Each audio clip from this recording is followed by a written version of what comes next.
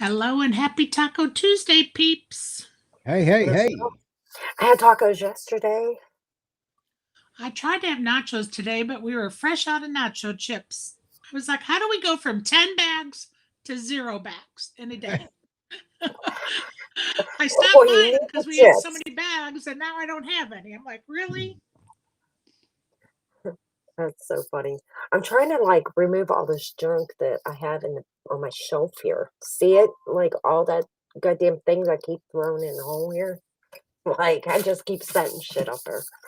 Like I got my whatever. crafting closet behind me. Wait. Did you get a queen? No. Oh, he's been killing it though, huh? Good He job, has. Ed I'm Jet. so proud of him. So proud.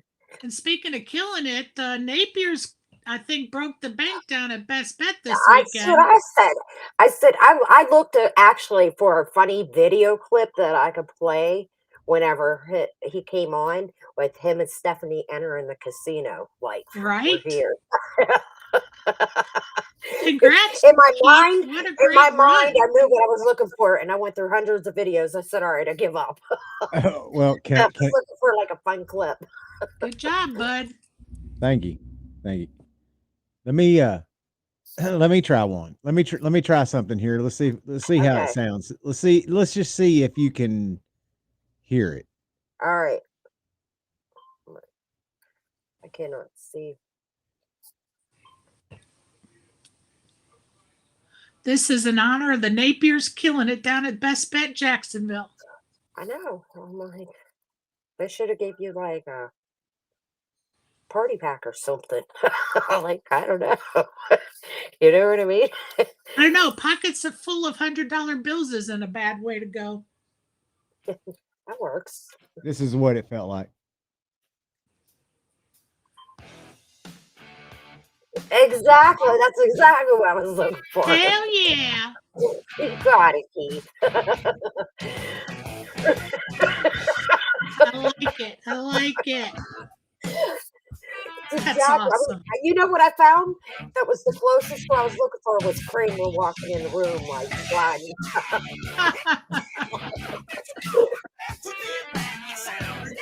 Yeah, that right I there. saw my TikTok Back video in the when black. we were, yeah, when All we right. were at Little Kings and Queens. I played that song, and then Facebook banned the post because of the song in my own group.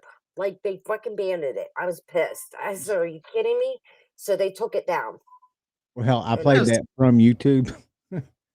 yeah, that's just such bullshit. But they're up against competition with TikTok, so I can't Yeah, blame and them. they're You know losing. what I mean? And they're Yeah, losing. They're they losing. are. I know, cause you know what? I love TikTok. Me too. I do. I love it. Yeah, I love TikTok. Hmm. Now, Keith, tell us about your final table in Jacksonville. Oh, wait a second. I Because got you were one of the chip leaders, weren't you, going into it or what? no shit. No? Okay. I mean, I was just trying Nowhere to judge from near. your pictures. Okay.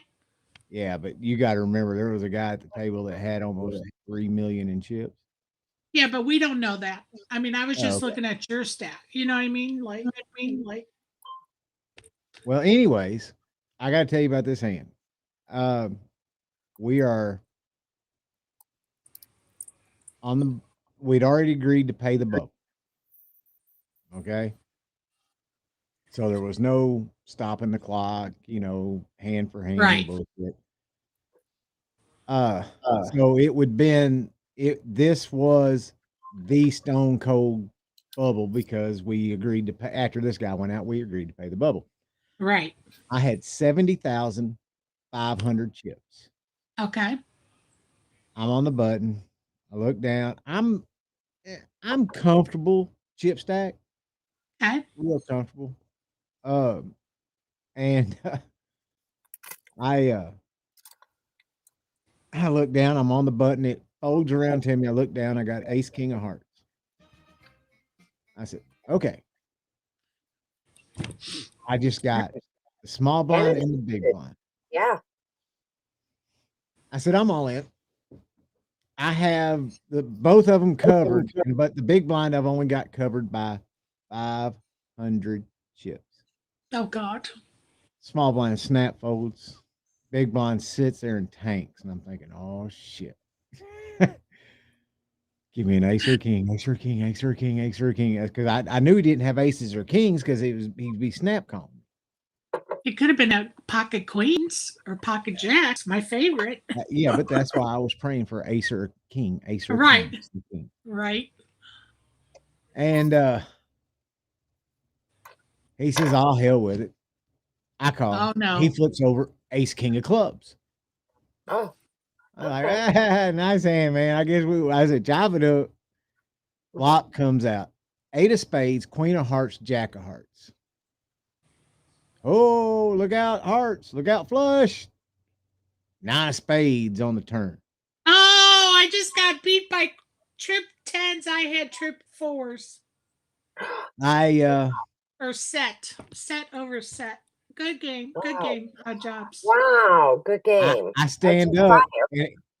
Good hand, bud. Because Sorry. when he said hell with it, I call, what the heck I call. And he's already standing up. So when that 9 of spades comes out on the turn, I stand up to give him a fist pump, right?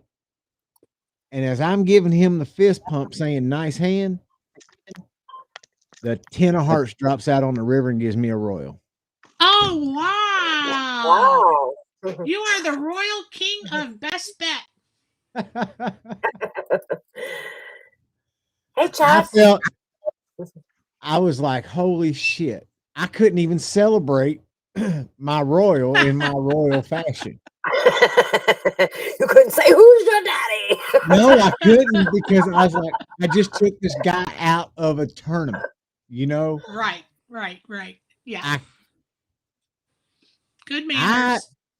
Yeah, everybody was like, good manners, good ethics. Yeah, I did do good. I was like, oh shit, man. Good game, buddy. I thought we was chopping. I really did. And that's the way I handled it. Oh, And I sat back down and I stacked all my chips. And then I had a nice job, bud. Hey, Chuck, we're just talking about Keith's success down at Best Bet this past weekend. That's awesome. That getting a royal is a lot of fun. First time I've had 2 of them. One I was really short stacked, so it didn't make much difference.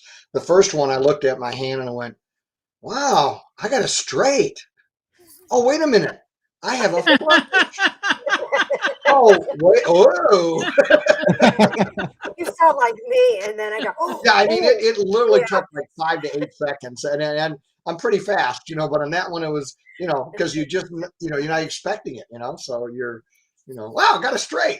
That's good, and a flush. Oh, good, that's even better. It's like, oh. That's number 5 live. No way. And I've had 8 total. Wow. I've only had 2. I can't remember. I've only had 2. I just really cannot. I'm not even joking. But never like in cash or big tournaments. One was at bar poker and the other was at a home league game. I'm sure I've had one online and don't I'm just on to the next stand. I've had 2 in cash. One Sherry was a witness to. It was amazing. One was probably 6.5, 7 years before that. I had 2 in one day, one in a tournament, one in cash. What are the odds of that? Dealt by the same dealer with the same 2 hold cards, ace 10 of hearts. Wow. Same day. Worst when I saw a guy flopped it. He was a young kid and they flopped it. So he's got the royal flush, So guy bets, he checks, the guy bets and he raises him. I almost killed him right there. I was like, you don't, because I knew the other player and the other player was good for another bet, and it was like, never. Right? You can't lose, it's like, right? You're checking the nuts, calling the nuts. And then Saturday, we went down to Lisa's on Saturday. And so after we left the dispensary, we went over to Orange Park, best bet Orange Park. Fourth hand, I get dealt ace king, and I'm on the button. I make it 15 to go. We're playing 2-2. I get re-raised. I call. Flop comes out. King, blank. I don't even remember what the other card was, but I thought, well, top trips with a top kicker, man. I ain't going nowhere. And then he bet. Okay, I call. Turn ace. Nice. He bets. I call. Oh God, you really needed a better turn card there, Keith. I do remember the river being a 6, and he bet. I repopped him. He folded. I flipped over my hand. I said, high hand. King's full of aces. And that was within the first half hour. So that was a $400 high hand plus about 375, 400 in the pot. Nice. So Nice. we between me and Steph, we cashed out for 9 something Saturday night Saturday night, Sweet. and then almost 5 Sunday. That's awesome. Tell us about your final table, bud. It was interesting to say the least. There was this one guy. We, of course, the 2 chip leaders. I mean, they had 3 million apiece, something like that. And you know what? Before you go any further, I'm going to also say congrats to Scotty, who plays our Flophouse game, because Lugnut. Lugnuts came in third. So good job, Scotty. He's like one. Scott is a good guy, man. He is. He is. And so is his wife, as a sweetheart. Yep, sure is. So well, I'll tell you a hand that I doubled up through Scott, because even though I'd gotten a lot of chips there when I got that royal, of course, I had this one guy that was just kept hammering my big blind. Everybody folding. I have 7 deuce. I am not calling his all in. Even though he's in the small blind, I know what he's doing. I just ain't going to. Yeah, but you can't waste chips on that. So and the blinds and Annie are so darn high. Yeah. So I got down. I was pretty short stacked, and I had ace queen, and Scott had raised under the gun, and I was next to act, and I was like, damn. What am I going to do? Wait for pocket aces? And this is what I was going through my head. And I said, if I'm going to give my chips to anybody, by God, I'm going to give them to you. And I said, I'm all in. The rest of the table folds, gets Scott. And he says, well, if I'm going to double anybody up at this table, it's going to be you. I call. He flips over deuces. I'm sure the rest of the table didn't appreciate those comments. I don't care. I don't. I really. I know you don't. I just think it's funny. But he turns over to pocket deuces, and I've got ace queen. I hit a queen on the turn, so that doubles me up. Nice. Oh, that's good. So nice. After he doubles me up, I take a guy that's to my right out. And now I've got a pretty good chip stacks. Now I'm third in chips. Scott's fourth in chips, and then there's one more other guy. And this guy was the one that was at the table, before at the table before we went to the final table, where you just started eating my chips. He said, "Wow, I can't believe you shoved all in with that ace queen." He goes, "I seen you fold ace queen bunches to a raise and a re-raise." I was like, there's a big difference in pushing and call it. I'm not going to call off my whole stack for my whole tournament life with ace queen. I ain't going to do it. Not real early in the game. I won't even call it off with jacks. And he goes, "Yeah, I know. That's why we've been picking on you. That's why we just been I was like, yeah. And guess what? How many of them people are still here? You are. Yeah, you are, because I've kept you in this game. And he said, I'm all in. I looked, I got pocket kings. I said, I call. I got his 9. I think he had 9-5, 9-6, something like that offsuit. Good job, bud. Yeah. Good job. I was like, And then Sniper. Hey, sniper. You picked him right off. Yeah. So I took the last 2 people out that got us down to 4-handed. And so sitting there going back and forth, just folding, raising, folding, whatever. I get in a pot where I check, and I have a king 7. I'm in the big blind. I say check. Flop comes out 9-7 king. I bet the chip leader shoves on me. I got top 2 pair. Well, not top 2, but top and bottom. I call. He turns over 8-9. Turns to 9. So, Good run, bud. Good run. Good job. And then Scott hung in there for about another 45 minutes. I was going to say it was a while, because then I was thinking maybe you were driving back, and that's why we didn't get no update on the post. And I'm like, well, maybe. No, sit there and watch. Okay. I knew it was a while because, like I said, we didn't hear anything, and I figured I'd just wait to talk to you, see what he took. So, Chuck, how's your poker been? It's been good.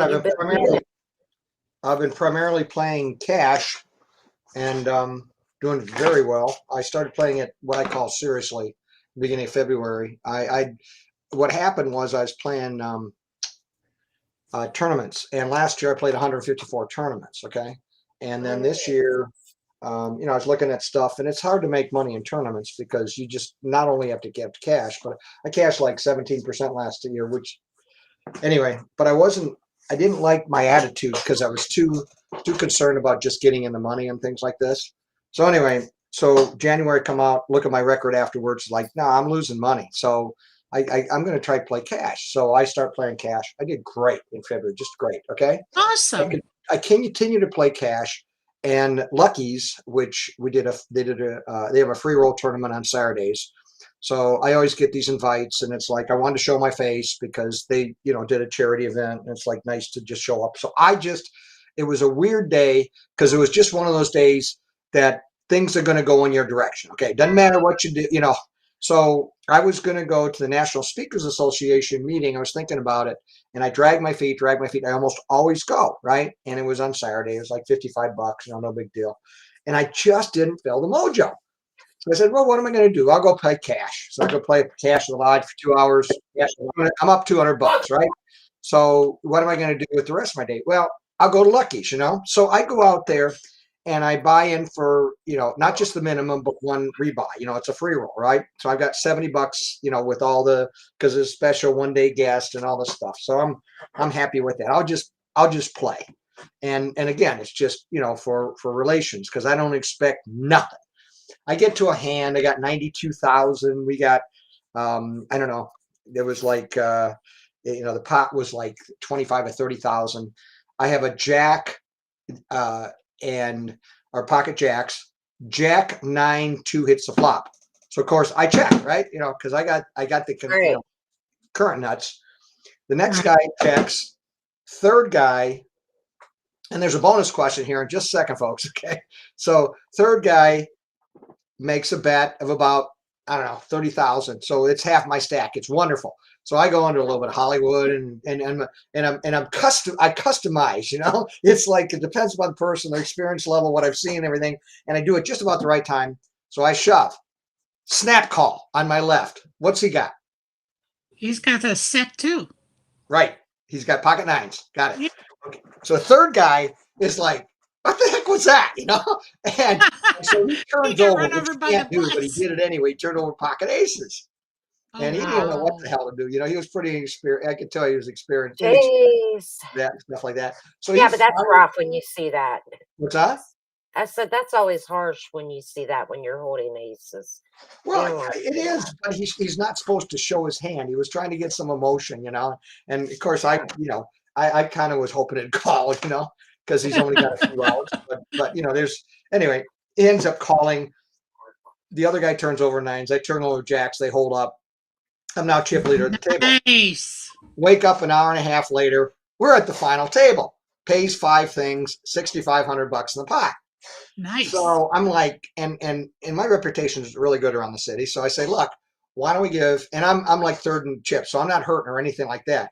But it's like I like to do this. It's good relations. It's good mojo. All this stuff. I says, how about if we paid $200 for the last 4 pages, and it guarantees me I'm happy, right? You know, I mean, Right. I'm going home with more money than I came in with, and I, you know, Win-win.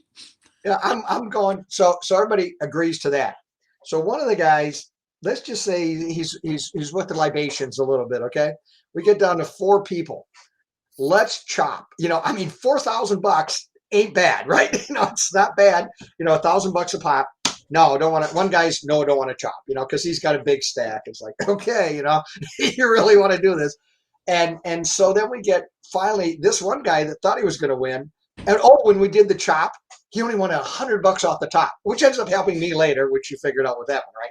So he gets, you know, because they're so worried about a few cents. You know, it's ridiculous, right? So I'm like whatever, and so we get down to 4 people, and one guy gets knocked out. The other guy who's been drinking, so I try to negotiate. Must have been 3 times, maybe 4. And the last negotiation was when there's 3 of us, and there was one girl, and she'd done really well, but she was a bit. Let's just say she felt a bit out of her league. At least that's my impression, because I got to the point where okay, I'm playing poker. Glasses on, serious. And the one guy looked at me and says, well, you seem like you're awful serious. It's like you're pushing me in the corner here, because he said his last deal was, I'll take 2,500. You can take second and she takes third, right? Well, 2,500 was first place within a couple bucks. No, that don't work. I don't care if you got 3 times as many chips. Sure enough, hit the right hands, ace king against ace 8. You know, you never saw it coming.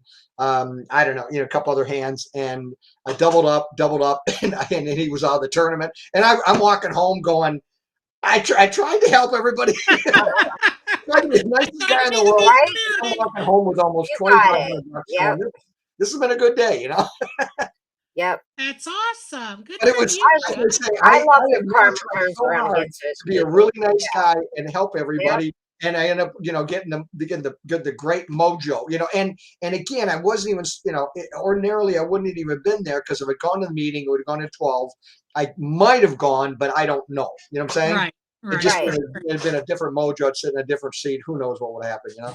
That's awesome. Good for you, Chuck. So it was funny. So the cash is still going good. It's not going as good this month as last, but I'm still working. I'm working out the kinks. But you know, And did you play many tournaments at all with the Madness Mayhem? I did not. I did not. Now this weekend, I probably want to play in the. They got one of the big tournaments, and I kind of want to play in that one. Oh, and then I played last Thursday night, by the way, and I just went in with 1 buy-in, and the cash game. I think I'm a little bit different than most people. The cash game really helps me, because in the cash game they bet 12 to 20, right? And so when I go to the tournaments and they bet 3 to 1, it just seems like a small bet. So I'm staying in hands that I definitely need to be staying in. I know it's one of my, you know, if you want to be leaks, and it's a personal leak, but you've got to be in the hands. And when I played last Thursday, I ended up 16th out of 74. And this is only 1 buy-in. The average buy-in was like 6 or 7, right? You know, on this free roll. Right. So Good I'm for looking you, forward Chuck. to in a regular tournament, but I think the cash game is beneficial. I'm enjoying it, you know, and you know, I get into, you know, great conversations with people, things like that. So the cash is really going good. But Awesome. I want to play tournaments. I want to be very sparingly on the tournaments. The Art of Poker, because the Art of Poker is one of the $200 plus, plus your buy-in and stuff like that too, and they can rebuy. But what I like about it also is if I do cash in that one, that does go on Hen and Mob, so that's so anyway, we'll see what happens. I'm thinking of playing it this weekend, but Well, good luck if you do. Yeah. So just play my best, and again, the cash is, because when you're sitting there in cash, and every time bet's 12 or 15, and then you go in the tournament and it's like 2.5 or 3, it's like, yeah, I should be in the hand, so I don't question it, and it's a subtle thing with me, but it makes a difference. It really does. Yeah, that chip stack keeps going down instead of up. It makes a big difference. It does. So you got to be, ready to put it out there. So. Well, I play cash in order to be able to play tournaments. Yeah. I can't play a tournament. Yeah. And I never want to play cash. Like it aggravates me. Yeah, I do both too. I'm a tournament player. Just tournaments. Well, what happened with me last year is I played vast majority of tournaments. I played a little bit of cash. Let me see how much I played. But what happened was in the cash, let me pull up the thing. Yeah, what happened in the cash is I played about 80 hours, and I was just trying stuff out, and I ended up I don't know if I'd call it profit, you know what I'm saying? But I was positive, and that's what paying for my fees. And I went, look, I'm not even doing this seriously, and if I can break even without even trying, okay, really hard. Because you're beating your stats on your tournaments. Well, yeah, but what I'm saying, I mean, I like $60 out of 80. That means, but what got me was it was like I was just doing what everybody else was doing at cash, raising big and doing all of, and it was like that's not my style. My style is to sit back, wait. It's the second book. I said it exactly right. Know your equity, know what your risk assessment is. So when I can go in with a lot of equity, which they can't read my hand then because I'm not representing what I have, and then I get into it, a lot of these people, they have no idea what I have, okay? And so if I hit big, it's just one more advantage because these pots, they get up big, they get up huge. And the cash, I bet, because of who's in there now and sitting down at the table. Yeah. I mean, this is 1-2. Yeah, well, Doug Polk ain't sitting down at a 1-2 Exactly. Like you're talking. He's funny. I watched him walk in the other day, and he,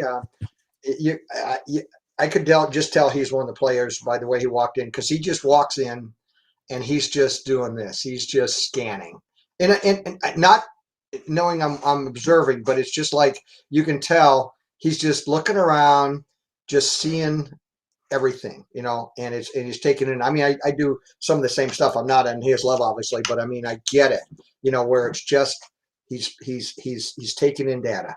He's taking in data. Right back, guys. I'll be right back. Okay, Raquel. I got to get a hoodie. Okay. So Keith, I got one for you. Okay. All right. You'll like this one. So, and Sherry, I'm in this hand. I got pocket eights, ace 8, some other card hit, 2 clubs. I just remember that, and I think the guy bets, an ace hits on the turn, and I put him on an ace with a small kicker. I didn't think he'd hit. So there's a significant money in the pot, and it was already a couple $100. So I shoved. Guy, calls me, and I was absolutely correct. He had an ace with a small kicker. He's got 4 outs. Ace hits the river. But it was the first time that big a pot, like it must have been, because we may have had a couple other people in the pot, but it must have been, because it wasn't all my stack. I had like 500, and it was 300 in my stack. So it had to be like 6 to 750 in the pot. But the thing is, what's different is when I lost, I was perfectly fine with it because I knew I went in with a 92% average. I read it exactly.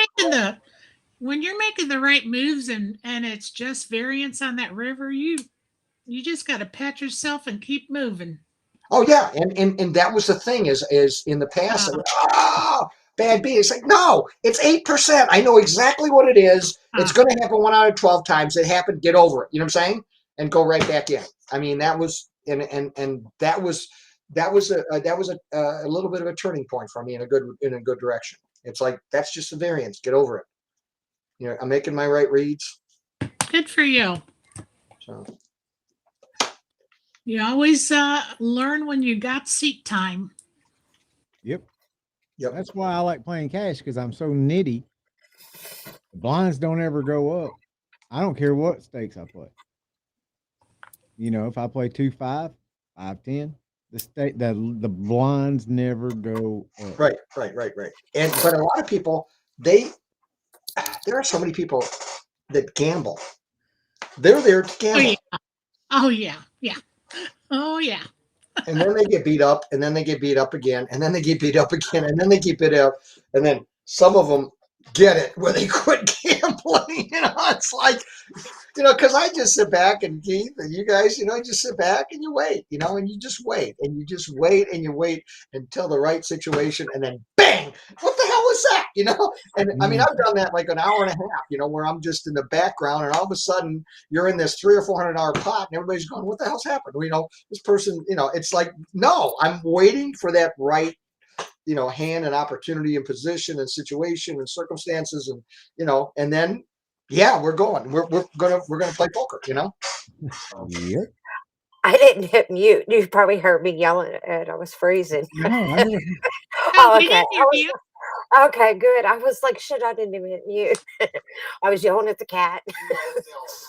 I wasn't yelling at you. I was yelling at the cat. What do you say? You always yell at me? Yeah, I did not. I'm nothing but nice. Who believes that? Nobody. I don't see anybody raising their hands, but No, see? At least somebody got my back. oh Very god, nice. that's No, hilarious. I just all of a sudden I got chilly. I don't know if it's because I'm drinking iced coffee or what. But probably. Probably. I'm like, but no, it's starting to warm up here. We were like at 60 degrees today. So yeah, Nice. and deck season has officially begun. So Ed's just been so busy, like super busy with decks already. That's awesome. The calls are just like pouring in, you know. That's the good news. Yeah, so it was good. Like our shed doors because of the big we had a really bad storm and they were affected. Our shed doors. My she shed. My she shed is 30 years old and falling apart. Hey, Rock. Ask Yes. Ed what kind of seeds those were that time. Hey Ed, what kind of seeds were that time? I don't know what seeds we're talking about, but Those ones that grow, you go from Not the The ones Chinese that- ones. not the Chinese ones, not my glorious flowers. Oh, I don't know. The ones that he grew that he Yeah. grows real fast. that grow real fast. Autoflower. Autoflower. I'm like, I didn't know it was a super weed seed. We're learning lots, Peaches. He's growing Girl Scout cookies. That's what he's making. Girl Scout cookie push. Like, oh my word. oh, that's hilarious. Snickerdoodle. It's a good thing that I edited this and don't let children watch our show. He goes, "What's wrong with Girl Scout cookies?" Nothing. Not Nothing. a thing. I don't eat them, but a lot of people. I was love gonna 'em. say, yeah, I don't eat them. Like, I don't want to Girl I used to Scout like cookies. the old fashioned when they had the old peanut butter ones. Were the only ones I ever ate. I like the shortbreads. The Yeah, shortbreads with a little bit of sugar in the top. yeah, they're good, but Honestly, I think it's probably been 20 years since I ate a Girl Scout What's cookie. the cookies that come in the little bag? I They don't get know. many different flavors. They come in Oh, bags. Pepperidge Farms. Yes, the shortbreads, the chessmen are my absolute favorite. Oh my god. Okay. Like that could be like 2 cookies for breakfast with my coffee and I'm a happy, happy girl for the rest of the day. It just like Yummy. I know, I love them. I'll tell you a funny story one time. Okay. And this was hilarious because in our house, whatever you have, there was nothing with a name on it, like you don't touch this or that. If there's food in there, you go eat it. Right. Like Right. that's just who we are. And Us too. I come home from work one day. What pretzels? My dad's pretzels? Yeah, go ahead. No names on food over here. No, well, that was a gift. That's a little different. Lord, Oh that my just God. blew up my story. Okay. So anyway, I come home from work one day and my son and my daughter stand in the driveway with their arms crossed, staring me down as I'm pulling in. I said, "Hey guys, what's up?"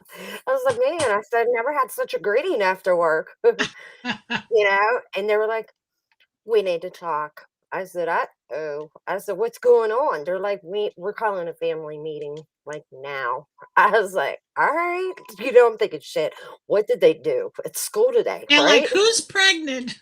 And I mean, they were little preteens, so Oh, okay, too I young. was a Okay. little worried. And they goes, "Come on, let's go, get in here." And I said, "Get in there." And I sat down in the living room.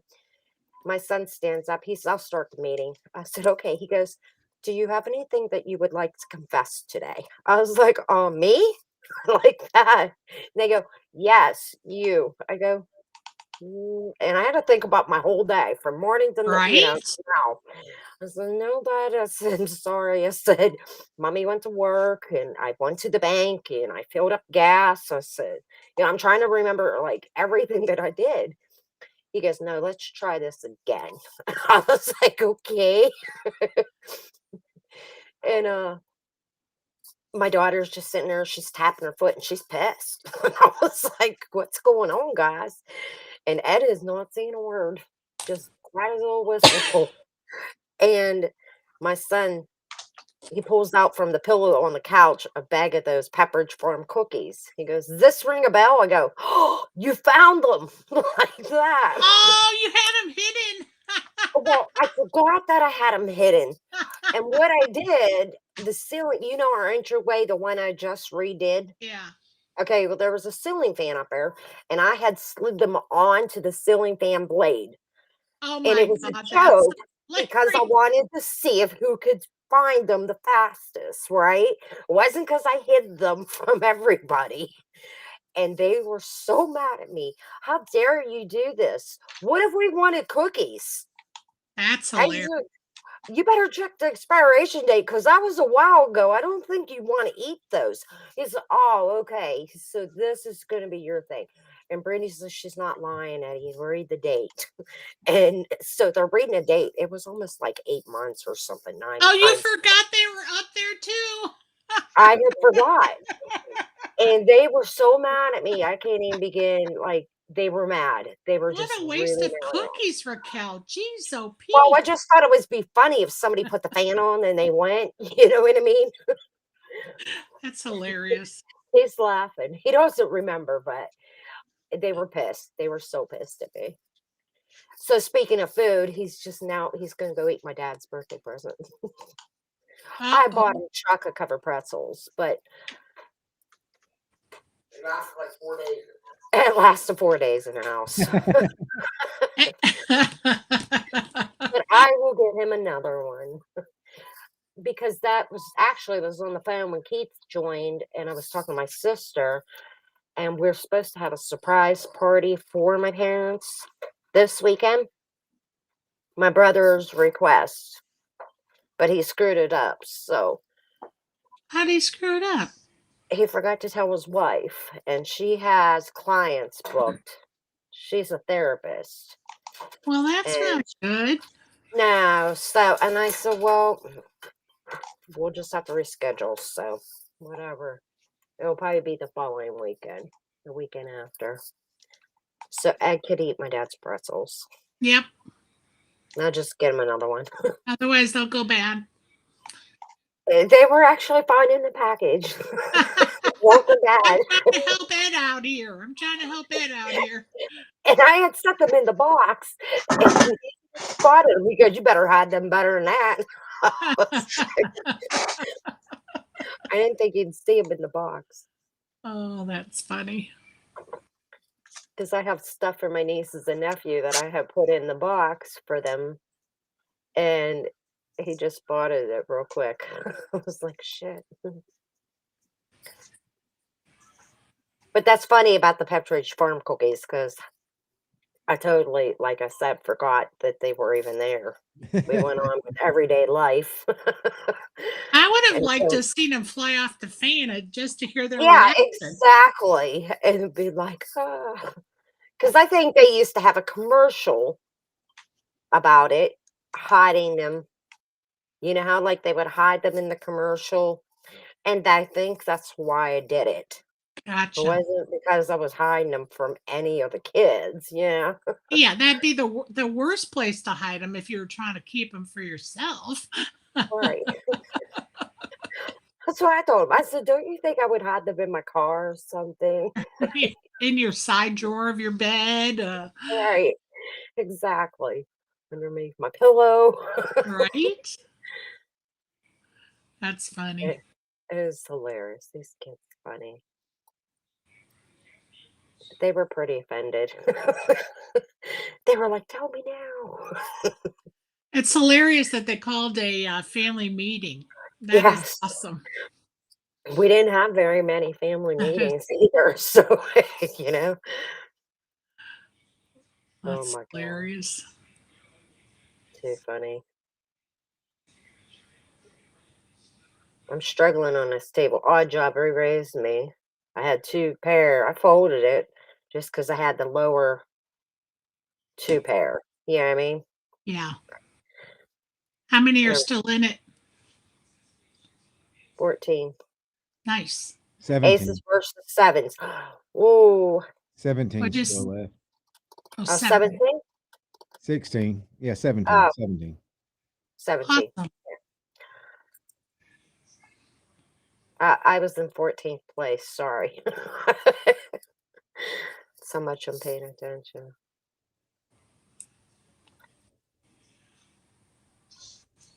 Don't forget So I to did like, a subscribe. Facebook post out to take a poll on a design that I'm working on. You can probably see it in the background, like the big door that you see. See that door? The door.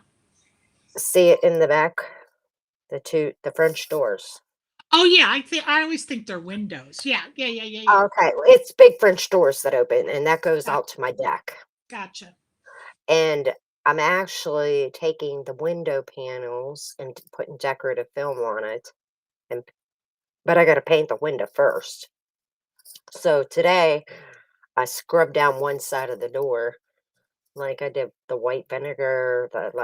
I wanted because whenever you got to paint it, you want it as clean as you can get it. Yeah, You know we what I all mean? want whatever we're gonna paint. Yeah. Yeah. So it actually took me a while just to do one side of it. So tomorrow I'll get the other side done. Awesome. That's a good project. Yeah, but I got to paint it first. And then because in the middle, like it has lattice, like it's the square. You know what I mean? Window Yeah, pane. window panes. Yeah. And it is a pain in the butt to clean each one of those little squares, let me tell you. So are you gonna keep it white or what color? I am. I'm gonna keep the strip in there white, but I'm thinking the door itself, I'm gonna do like a soft, like gray look or even a tan. Nice. But I gotta decide because that's our next project is this room. So Okay. whatever I do, I'm only doing it once. You know what I Right. mean? Right. Right. So I'm thinking I'm gonna do white trim on the outside of it and then do like either soft like probably gray, repurposed gray or something like that. Right. And then the pane windows has that plastic strip, like all Okay. yeah, I mean, so Be it'll pretty. pop. Yeah, as I said. Be pretty. And it'll look like a whole new door, and then I can get rid of those blinds. No more blinds. That is the biggest thing. And so, are you doing like a blackout film, or what are you putting on it? I'll show you. Hang on. Let me sit down a minute. I can add it right to this thing here. Captions.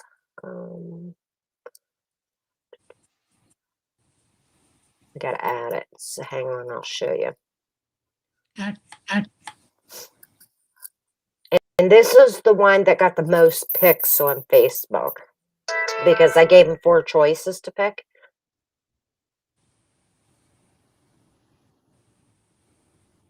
Where the hell did it go? Oh, I took it with my dang phone. Shucks. Wait. Wait a minute. Hold up. I know how to get it. We on. I'll be right. Okay. okay.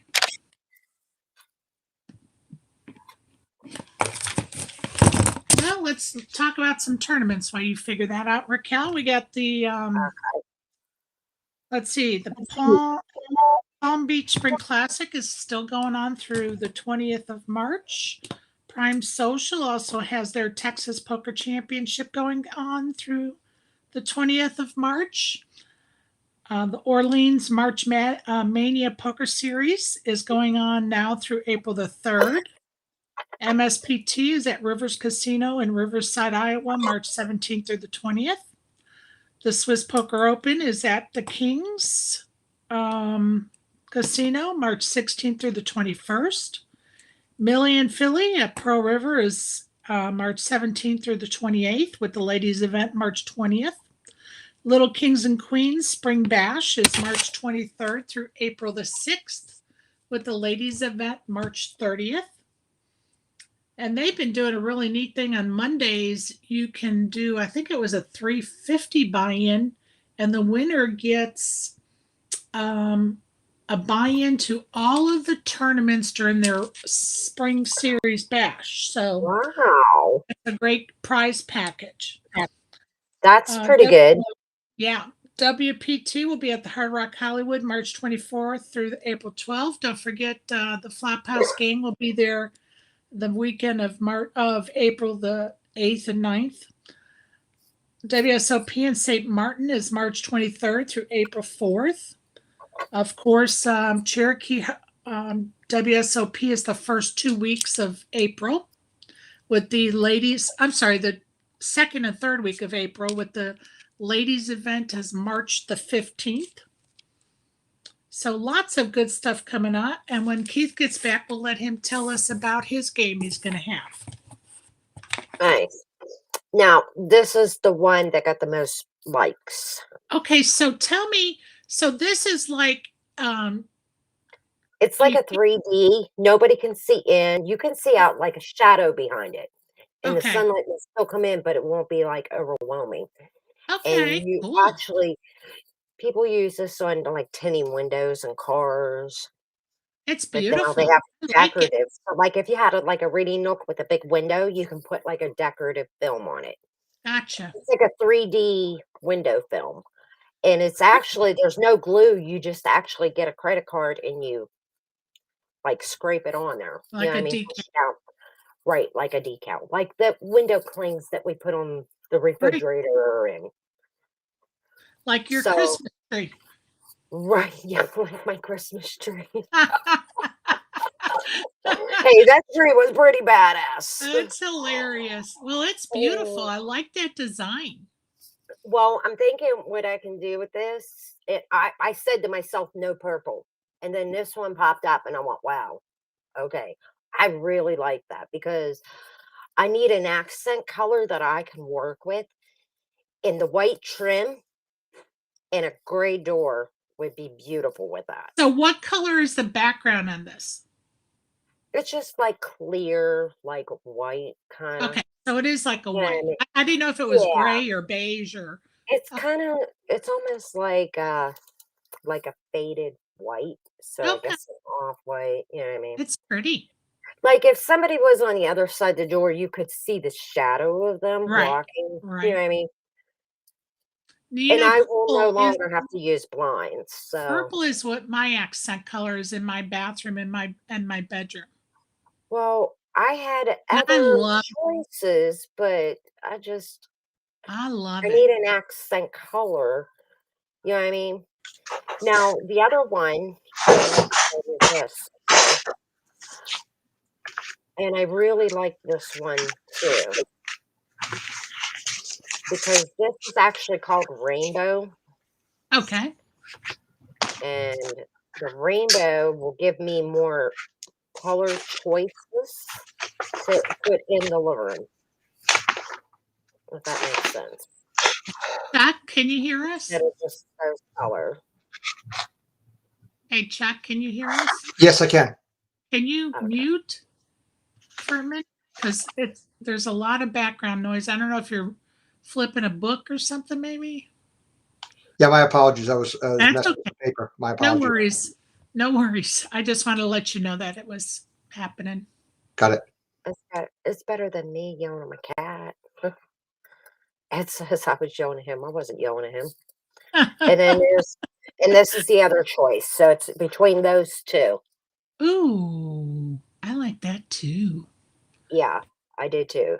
Ooh, I like that one too, especially because And this is, you're yeah, a big time gardener. So that kind of to me screams Raquel. I got a quick question.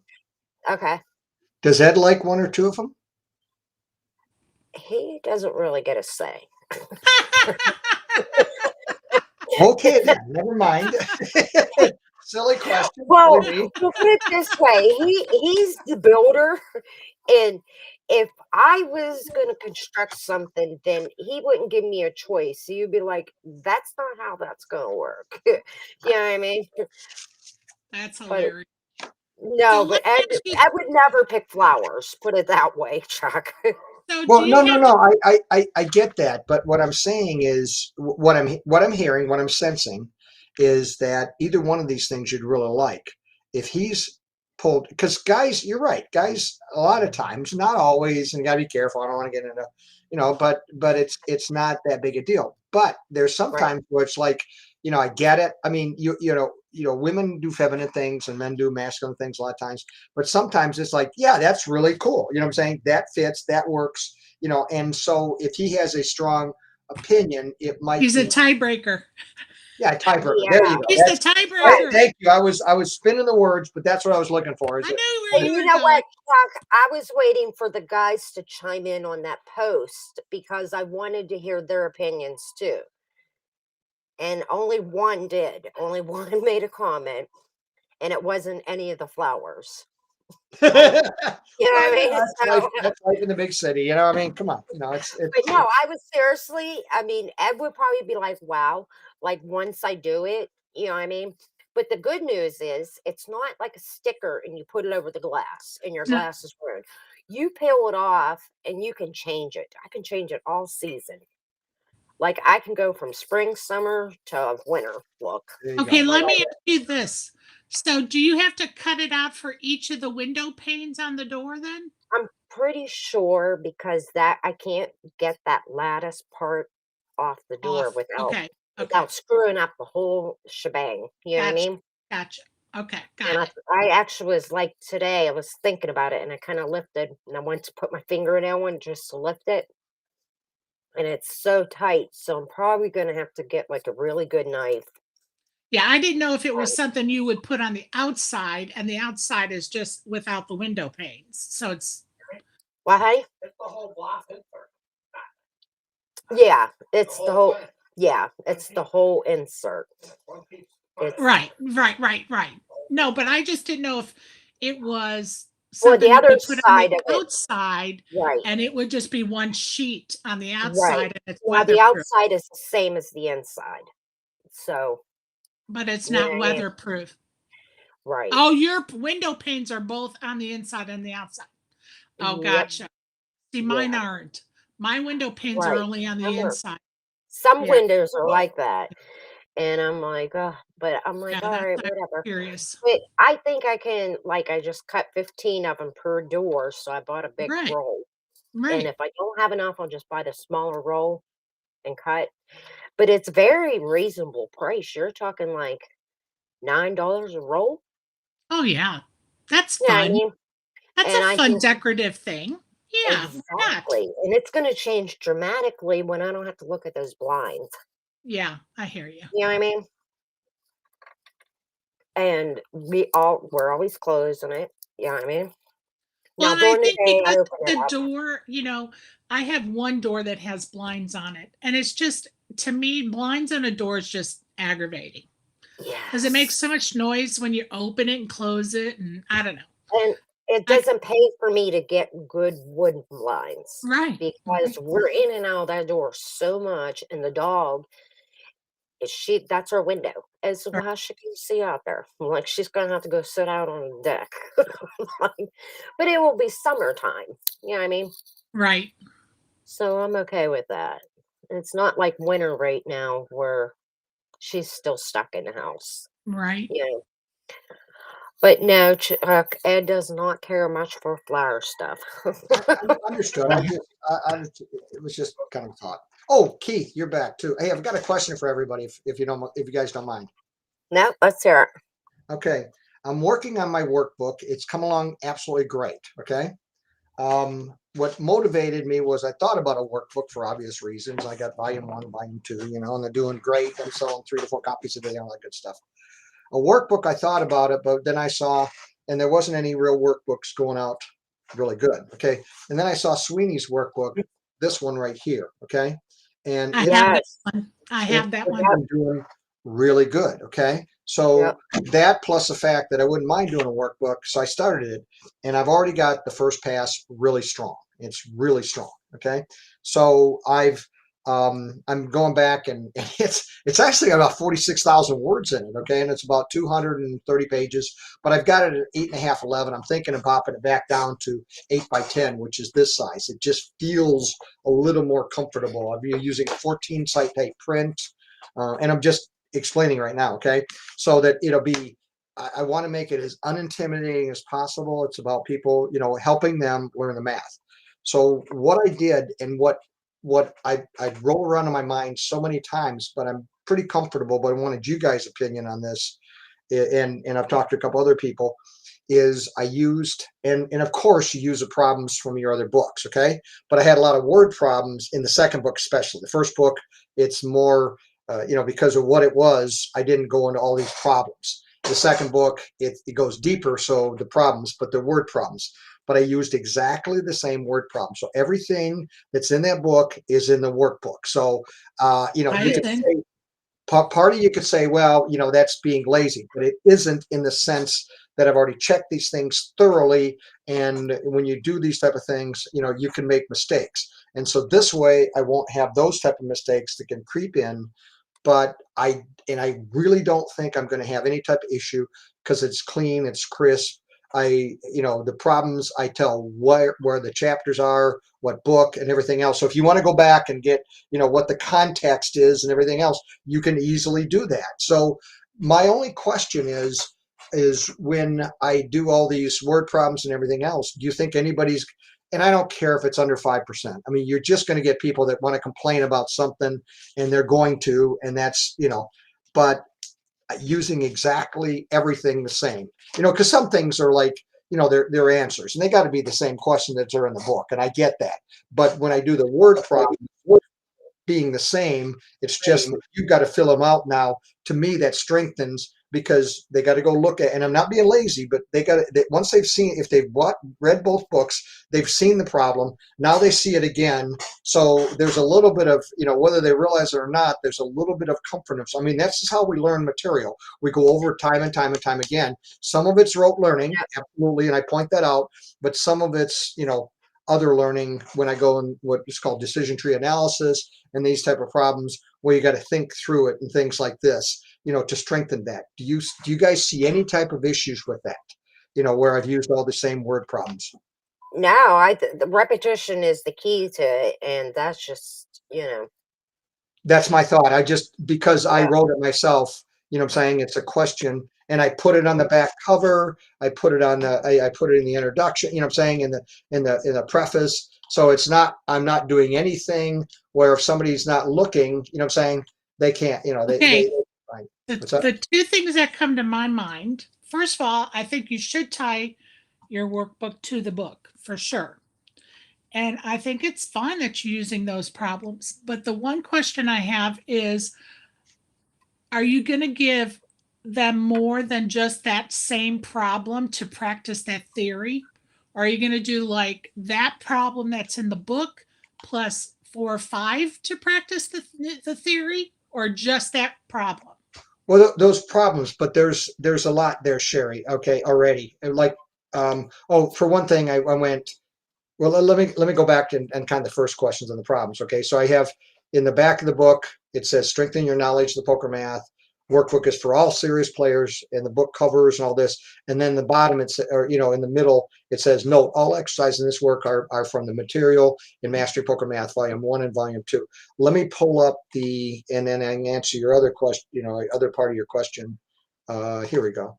Is what I do is I break it down, because I start out with section 1, basic problems, skills and terminology. And then so actually it goes back and forth between the books. It doesn't just go one book, I'm saying. There's like, I've read this over. You're going to go back and forth and sideways, which is good because, again, as I see it, because, the terminology, there's some terminology I use in both books, but, what is the equities and things like this? I want people to really get those internalized. Most people talk about fold equity and hand equity and fold equity. I go into situation equity, position equity, bluff equity, skill equity, those type of things, which are all, really important. And then, so in answer to your question, but I have, when I put in situation, the one that we're talking about is situational exercises, but that goes for 60 to, it's like about 60 pages already. Okay. So if I put other problems in there, it wouldn't stress the concepts even that much further. And I do suggest people consider writing it in pencil,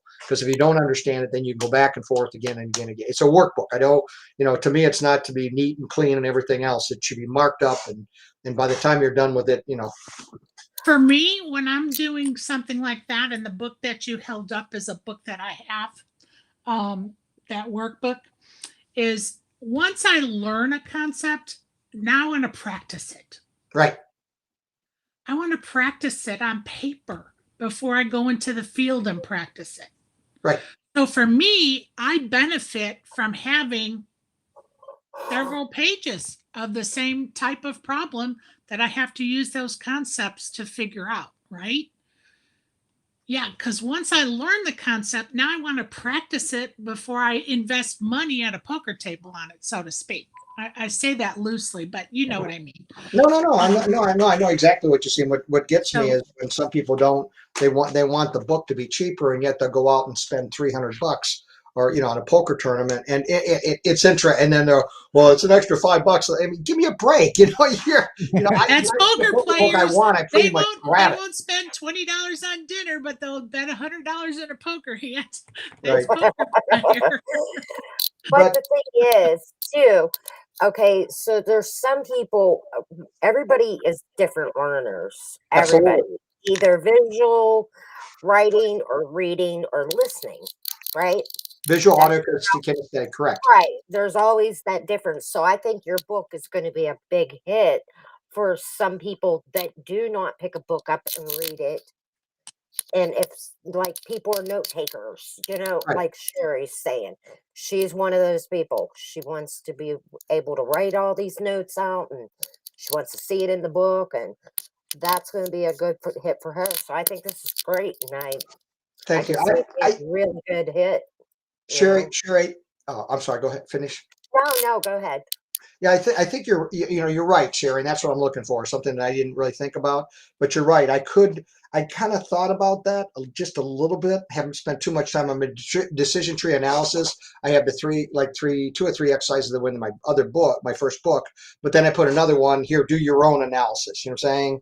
But on the other ones, since they're word exercises, it's just going over the process of how do you break down a hand? What are you looking at? And I can look at it again, but I'm not sure if additional problems would give, You don't know if it'll apply. And I mean, well, I'm not, you know, I mean, well, it'll add, you know what I'm saying? I mean, yeah, right. No, I it- get it. I get it. I get yeah, it. it's like I told a friend of mine today, because I'm on a different subject now studying because I love poker. But I'm not on that super steep learning curve I once was, and I still love it and everything else. But for whatever reason, craziness or whatever, I love steep learning curves where I just in consuming information. And poker, I'm still doing that, but I'm also teaching it. So I'm not at that beginning level where everything is brand new and that. So, but no, I'll give that some thought. But thank you very much, and look at it. For example, Maybe after each lesson, put a blank piece of paper for them to be taking notes to put it into action, like she's saying. I've got that's Right? each of the problems. For example, a lot of the problems are rote memorization. So you get a chart, and the charts. Take this. Take my book for example. Okay, this is my book, and the chart.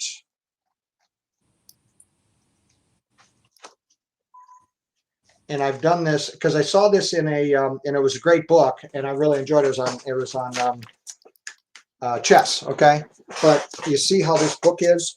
There's the chart. Okay, the charts have to be on this side of the page. The reason is I don't want you to see the answers until you have to turn the page. Right. Right. Or you fill in the blanks. Okay. Right. If you want to go back and forth, that's fine. And I don't even care about that because, again, it's practice. It's doing it. It's doing it over and over again. And that's why I suggest doing it in pencil, because that's a rote memorization.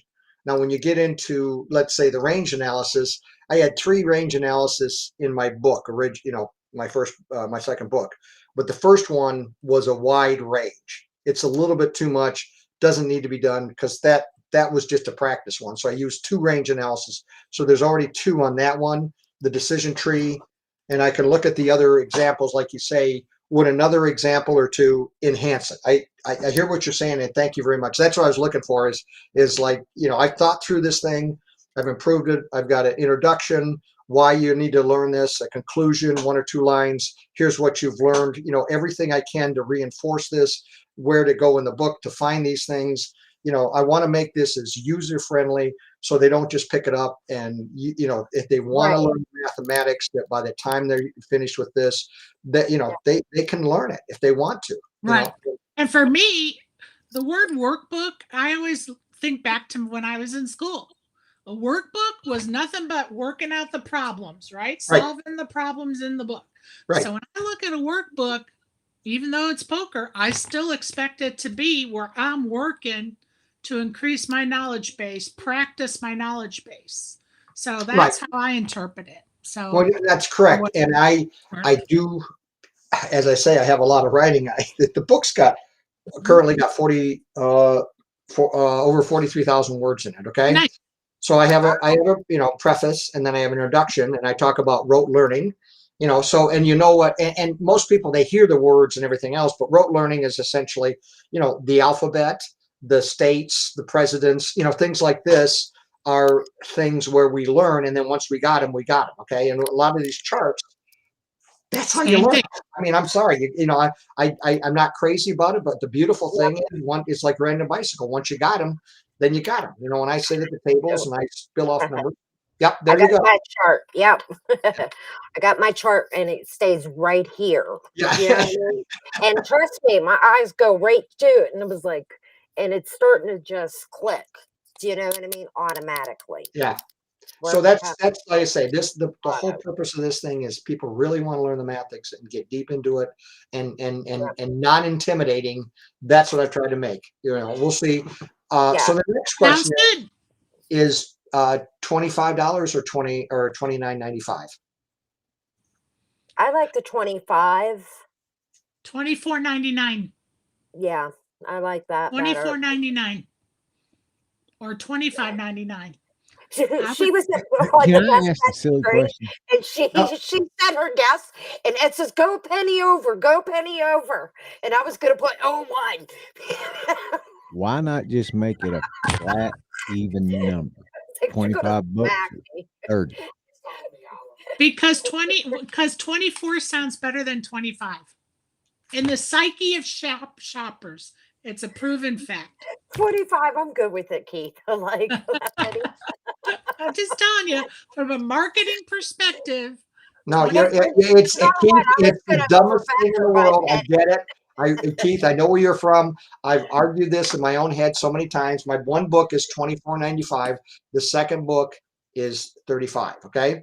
Now the second book is selling, but what's really interesting, and I'm going to have want to have a discussion with the guy that I work with, is that it's $35 right now. And the question is that in my first book, 20% of the books that I sell are from ebooks. In the second book, 40%. Got it? So it indicates that the price may be a little higher. Okay, so the thought is to potentially bring it down a little bit, you know. And in the past, you never did this, okay? But today, with everything the way it is, people aren't, you know, it's kind of weird. But what's interesting about it is now we're in the other side, and I'll try to stay non-political, but you know, as much as possible. But inflation is going up so much that within a year or two, the 35 may be just fine. Yeah. You know what I'm saying? Yeah, you're right. And I'm getting but head you shaking. also want to Get it. remember that you want them to buy your books with the workbook. So the workbook, Maybe you put a know, package although it together. could stand She's right. alone, you'd rather it didn't stand alone. So you know, Oh, Maybe put that's a already deal taken care of together. because I've already done a Yeah. series. I've got a series on Amazon of 1 and 2, and then I just put in 3. The And bundle it's package. yeah, and they all look the same. They have a little strip at the top, and then they have a volume 1, volume 2, and then the volume 3 will have volume 3 workbook. You know what I'm saying? Yeah. So Yeah. anybody who buys one of them and says, I didn't know which one I get, it's sorry. You know, I can't make it any more clear that you can tell they look the same and they're different. And I spent months and months on this, you know, because it has to Right. look the same, but it's got to be unquestionably yeah, different. no, that's not what I mean. I mean the price point. You want it to be where people buy the books, you know, the workbook and 1, or the workbook and 2, or Yes. the workbook and She's 1 and right. 2. Yeah. The price Maybe point is put what I'm. like a good price for whenever they buy the bundle package. Yeah. But only, you know, if they buy it together. You don't want it to where they separate it. You know what I mean? But if you put Well, a nice yeah, price that's together. no, I know. Well, the first one is 200. What is it?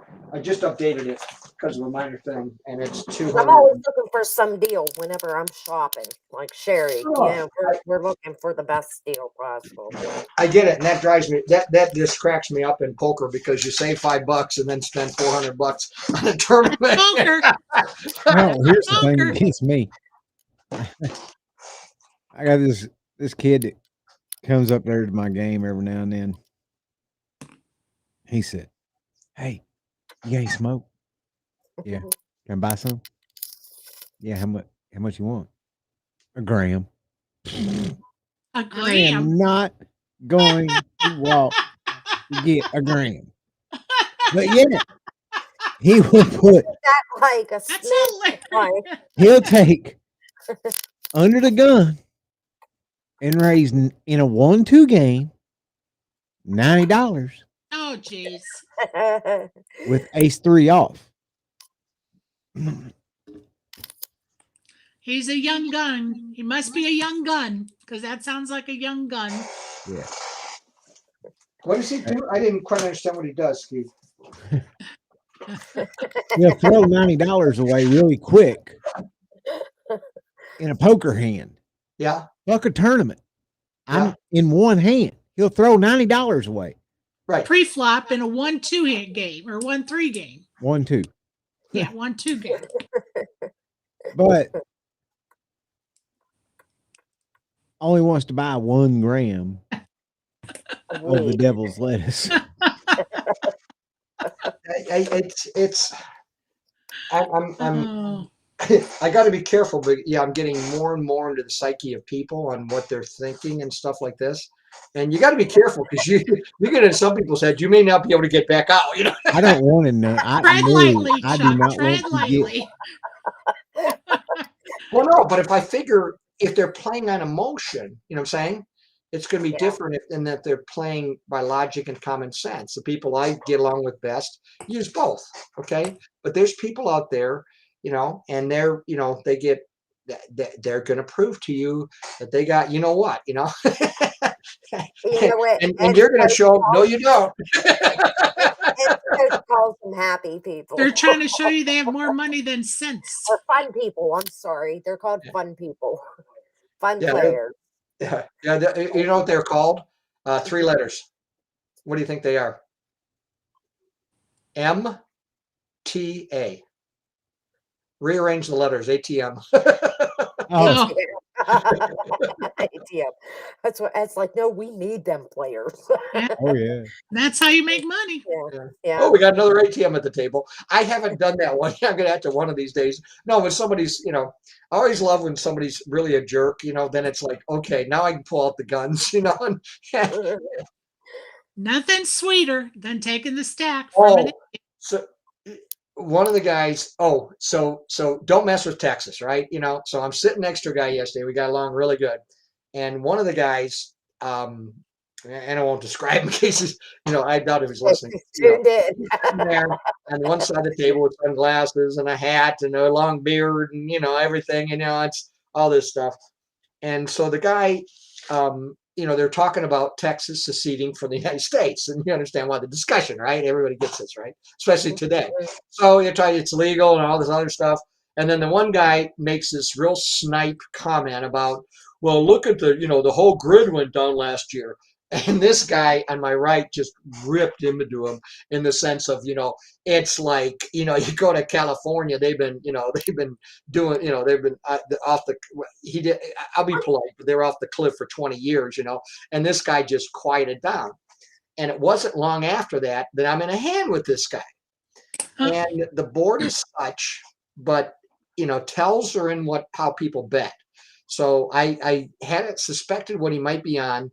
And it was like I had middle pair, but I had, you know, there was a smaller pair, you know, that got bigger on the board, but I suspected he had this one. And sure enough, the bet was just the right size for me to call, you know, and it was like 30% of the pot. So for me, it was like, or 30 or 40, you know, percent of the pot. And so for me, it was like 20, 25%, you know, so I had to make, you know, I made the call, it made sense. And sure enough, I was right. And I yanked down this huge pot. And right after that hand, the guy was like, picked up all his chips and he left. Now, whether because of that, I don't know. But I went, yeah, you made the punch. You know, I took him down. You know? He came down a little rough on the guy. And I mentioned, he said, no, it's time, you know, time for, you know, we've been nice too long, you know, kind of thing. And I went, I get where you're coming from, you know, because he was raking into Texas. And it was like, yeah, you know. As he's sitting in Texas. Huh? I said, as he's sitting in Texas, oh yeah, he's I being mean, rude. it's like, you know, don't mess with the Texan. I mean, you know, it's like talk about one thing that happened in 100 years. You know what I'm saying? And it's across the country. You got all these rolling blackouts and everything else, and you're telling us, you know what I'm saying, for a couple of days. Yeah, I don't think so, pal. Yeah, you know, I mean, exactly. it was. But like I said, you. it was just one of those where it was like, you know. You get them spinning and I'll take them out. I mean, he had chips, but I don't know if he went in a tournament. I saw him in a tournament later. I don't know if he was going to the tournament or something, or he was just ready to go, or because of that fact, you know, it's just like, right. I'm outclassed or whatever. Hey, That's what Keith, you were out enjoying the fresh air while I was announcing some tournaments that are upcoming. Could you tell us about your game that you have coming in 2 weeks, please? Yeah, yeah, it's actually not this weekend, but it's next weekend. It is a $150 buy-in with a $100 add-on at the second break. There is no rebuys. 30-minute levels. We do not skip levels. We start with our blinds are 100, 100, 100, 200, 100, 300, 200, 400, 300, 500, just like that. I do not skip levels. You'll never say, damn, the price of poker just went high. No, blinds go up, they just go up, but they don't skip. You don't go from 5 to 10, you go from 5 to 6, 6 to 7, 7 to 8, like a good deep stack tournament. If you have chips at 7 o'clock That's the clock. on Saturday night, It's we 10 will hours put them in a later. bag, write your name on them, just like the big boys do, and come back on Sunday at noon to 45-minute levels, right where we picked up or left off. This is a whole 12 hours here, right here. Like that's how slow it goes. Do what? I say it goes slow. That's 12 hours. 1 hour on the clock. No, I'm It's just slow. saying. Like it drives me crazy. Really slow tournaments, super slow. I don't mind like regular. 15 minutes is good. 20 minutes is 15 turbo. This girl likes the turbos. That's because you're an hyper, onliner. Yeah, because hyper. you're an onliner. We that do it live, we don't want the Oh, turbo. live, I'm different. I'm okay with that. If it's worth the prize pool. If it is just like any other prize pool, no. I thank hear you. I hear you. It's got to be really worth it. You hear I me? hear you. Well, do you Yep. want to hear my strategy for the senior event in the WSOP out in Vegas this summer? Let's hear it. Yes. Let's hear it. Fly in on the 22nd. Hang on, let me get this out. My official WSOP Light, series, just like you know, the schedule. shine right in my eyeball. Okay. You just Yeah. reminded me. What I'm does it waiting for an email. Let me What's see it if say? it.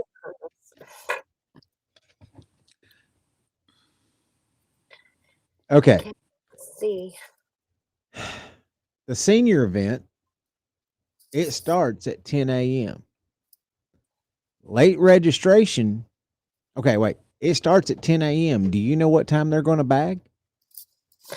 Like 3 or 4 in Oh. the morning. 11 o'clock at night. It's Okay. already on the schedule. They will Okay. bag at 11 o'clock at night. Now, you can late register until 8 p.m. Wow. How long are the blinds? Wow. 60 minutes. Wow. Okay. See, I'd be showing up at 7:58. Sitting down. I'm registered 8 o'clock. Yeah, exactly. That's what I'm saying. How many blinds do you have if you register that late though? About 15, 20? Hold on. Maybe 6 o'clock. Yeah, 7. Hang on. Let's just go and find out. Because I'm thinking, dang, man. Because they're just trying to get How that many prize levels pool are they skipping, Keith? whenever you do something Hold on, like hold on. that. They don't skip levels. They're The going to lodge, run when you multiple bullets. Hold on. How The much lodge is the will do- buy-in, too? It's 1,000. Okay, so yeah, they're still going to have multiple bullets. You know what I mean? They definitely are. But if you only want to run one bullet, then I'd say show up like about 7 o'clock or something and enter. Because then the table's moving a little bit slower that final hour. Everybody's done playing loose hands. Hold on. I'm going. I've got it pulled up. I'm getting ready to pull the structure up. Hang on.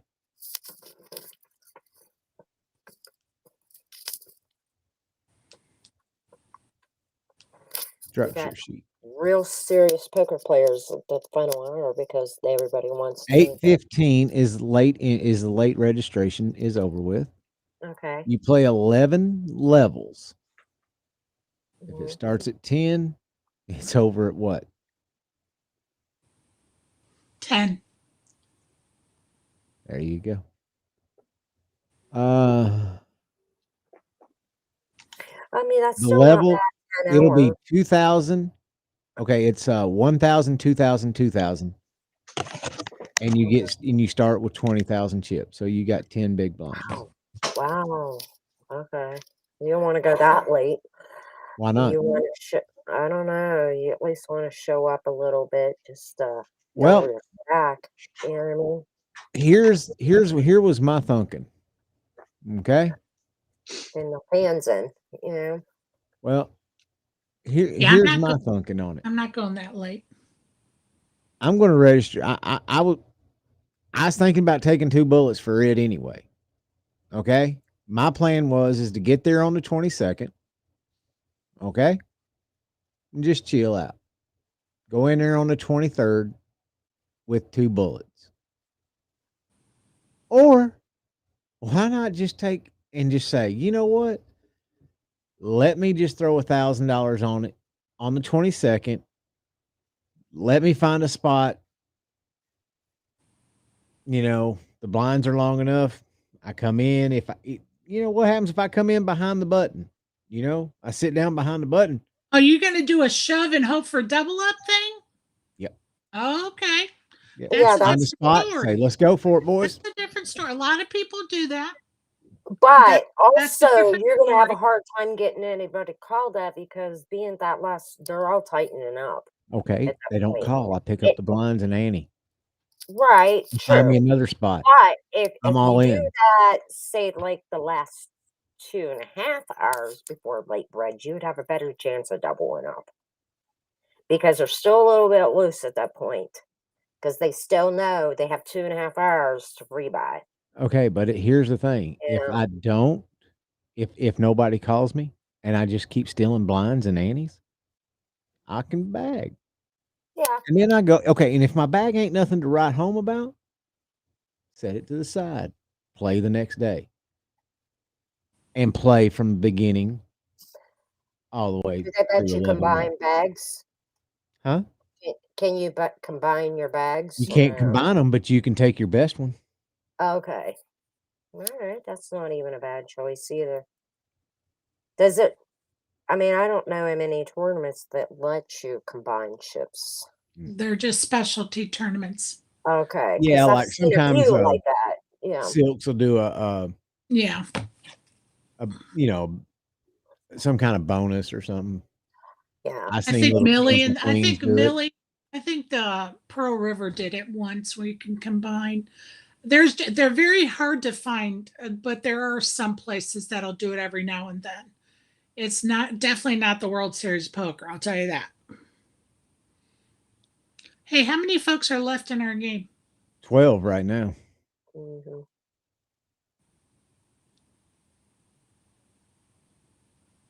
Odd Job still taking the lead at 31K. Yep. We got Rough Racer. He's sitting now. Oh, he's back. He's second place at 36. Mr. Meaty in third place. Way to go, bud. 20K. Mac Masters in fourth. And Stephanie is in fifth Wait, place. who's in fourth? Poker by Bitch Chips. Who's in fourth? Masturbator. Sorry. He just Masturbator. moved. Yeah, I You was forgot going to say I don't. I'm like, wait a minute, that just changed, you little stinker. And then Poker Bitch is in fifth. Hey, Stephanie's in our chat. Hey, Yeah, Steph. she is. Hey, baby doll. Oh, I'm sorry. I wasn't paying attention, honey. I actually turned that off. I got to get qualified. I ain't Yeah, you in do. it. Oh, I thought you were. We talked about that Thursday night. We thought you were. Mm-mm. Got to No, work ma'am, on no, that And one. you guys did such a great job being host. I'm like, It's always fun fun. having her on. and we got the real story. About? You remember I said I was going to interview her. We got the full scoop, Keith. You just weren't here. Guess you're going to have to tune in next time. Yeah. I'm just kidding. We didn't get any scoop. Nor did we even ask any questions. No. Her and I have talked because it's I never get to play cash on Thursdays until midnight, 1 o'clock in the morning. Then I'm playing Yeah. till 6, and then got to get. So her I and I know, have trust me. we talked about it, and if it's okay with you, can me and her alternate Thursdays? Of course. Let her play, like let her come down.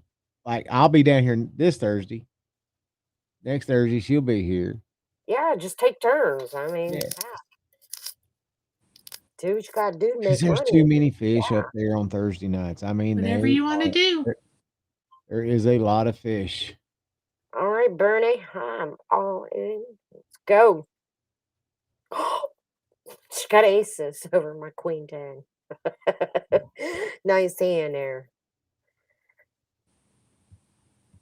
Sorry, guys, I just doubled her up. Uh-oh. All in. Good luck. Thanks. They'll just think I'm on tilt. Okay, got one caller on a 6-7. Bam. I have pocket eights. Hit an 8. I'm saved, odd job.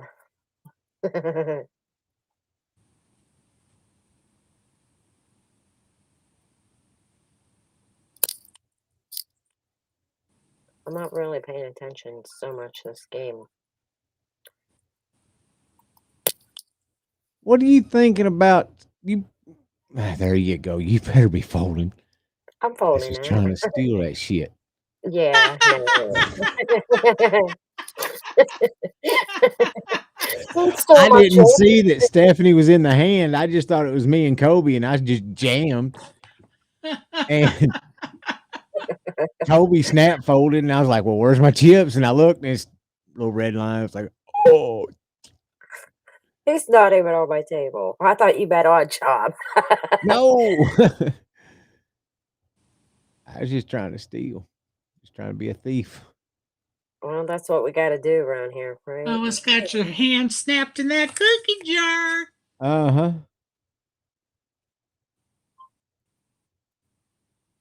I bet I just yeah. Ooh. I thought you bet me a better fold. I did fold that time. I was like, I did. I had a queen too. Wasn't calling it. I'm at least going down fighting with a good hand when I go out. I don't just call like a 7-2, 5-4, like any of that crap. Man, what Oh, is first of all. Stephanie's deal calling my just Get him, Steph. Steph. Get him. I love when you get aggravated. You make me laugh so hard when you get aggravated. Oh, we had the same hand. Oh, whoa. chop it up. All right, Mick. Oh, God. Too funny. Too Like, funny. No 8, no. I haven't seen her in a long time. Good game, Mick Steph. Mac. Call my raise with Jack 9 bullshit. You know what?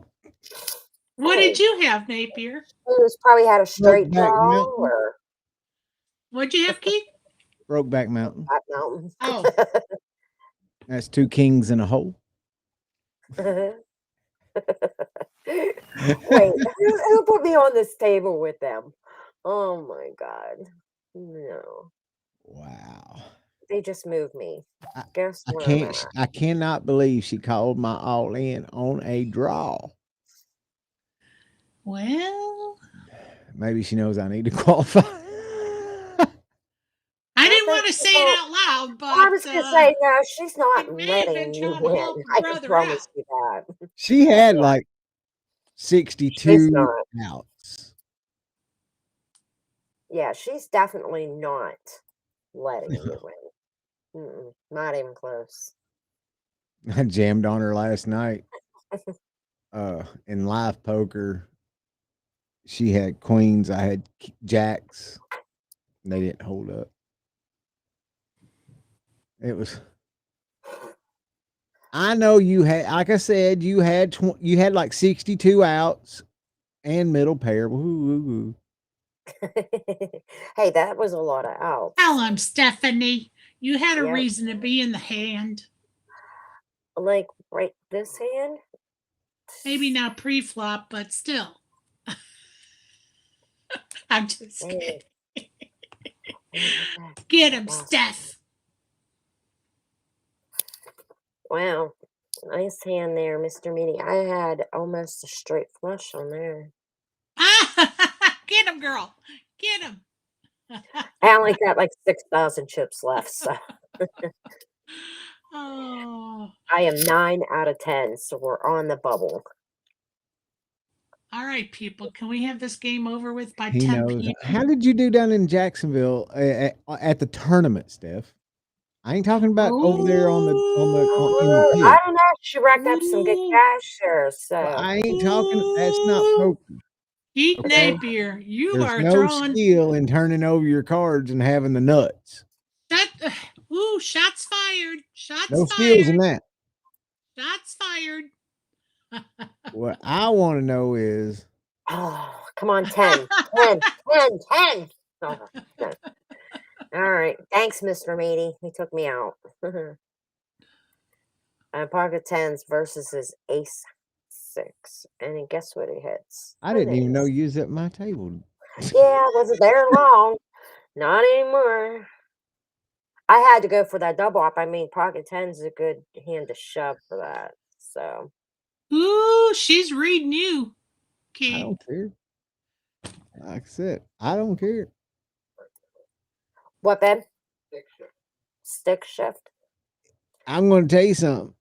If Best Bet reported their dailies to Hendon Mob, who would have more? Why don't they Yeah. report it? Not They their don't. dailies. Not They their. don't. That's terrible. No, that's a lot of work. And No. they're not worth, lot of and they're work. not, and they're not a lot, and they're not worth a lot of points either. So they're really. You know what? It is not a lot of work.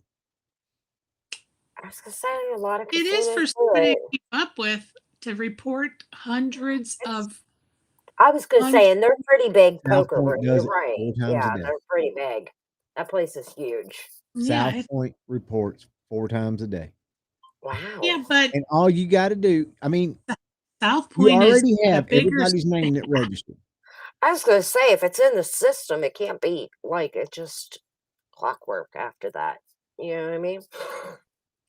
Well, of If their course, system, if their Little Kings and system, Queens put me in as an unknown player, so I was pretty mad about it. But I mean, I wasn't enough to willing to call them and be like, "Can you fix this?" I can care less, but it just still, you know, what I mean, still things get screwed up. You know what I mean? It happens. All the dealer has to do is when you sit down at the table is when you hand them your seat card, let me see your Mhm. driver's license. Thank you. It That's should it. be. Yep, it should be that easy. If they would just tweet everybody that was in the tournament, that 19. entered the tournament, and where everybody finished with their money beside it, each individual player can report it to Hendon Mob. All they got to do is send that. Yeah. Just take a screenshot of the social media post and send it to Hendon Mob. Oh. yeah, but Because you know, Orange some of Park, these card rooms that have been around for a long time, they don't have a system that just prints out or has, you know, they have to physically type up the list. Gotcha. Yeah. I don't know. There's better It's just not software worth it now. for them. For Yeah. what? 3 points on Hendon Mob? 5 points on Hendon Mob? It's just That's not just it. That's why I didn't worry about it. It's like it's not a big deal. If it was a huge win, then yeah, I would have taken the time to like fix it. You know what I mean? Yeah. But And and let's the points face would it, have we mattered. want shit on Yeah. Hendon Mob that means something. Yeah, exactly. I agree. Yep. I believe Ed, it's 19.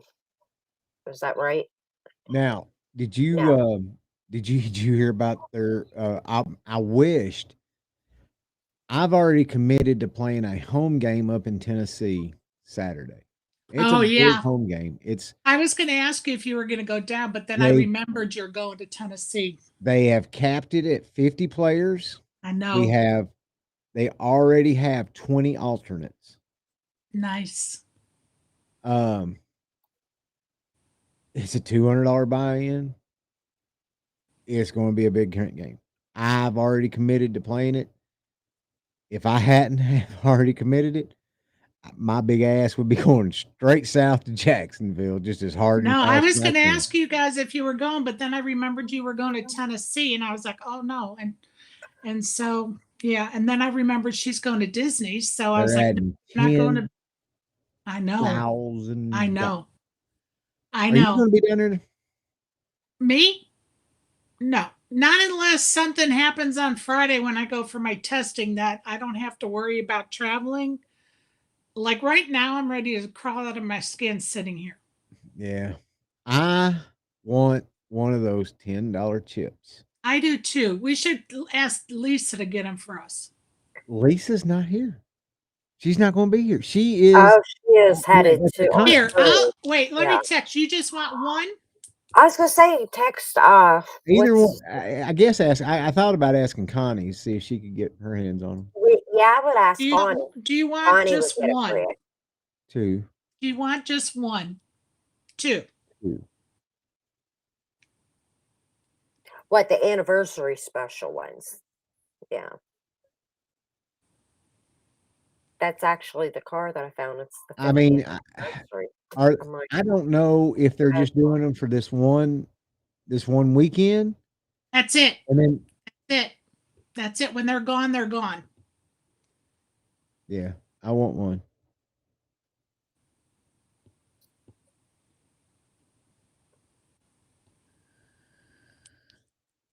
And I know my buddy Lugnut Scott Altus will want one as well. So Okay, I just sent Connie a message for us. thank you. Let's see if we can't get that taken. Tell her I'll send her. I'll cash app her the money, or She knows. She knows.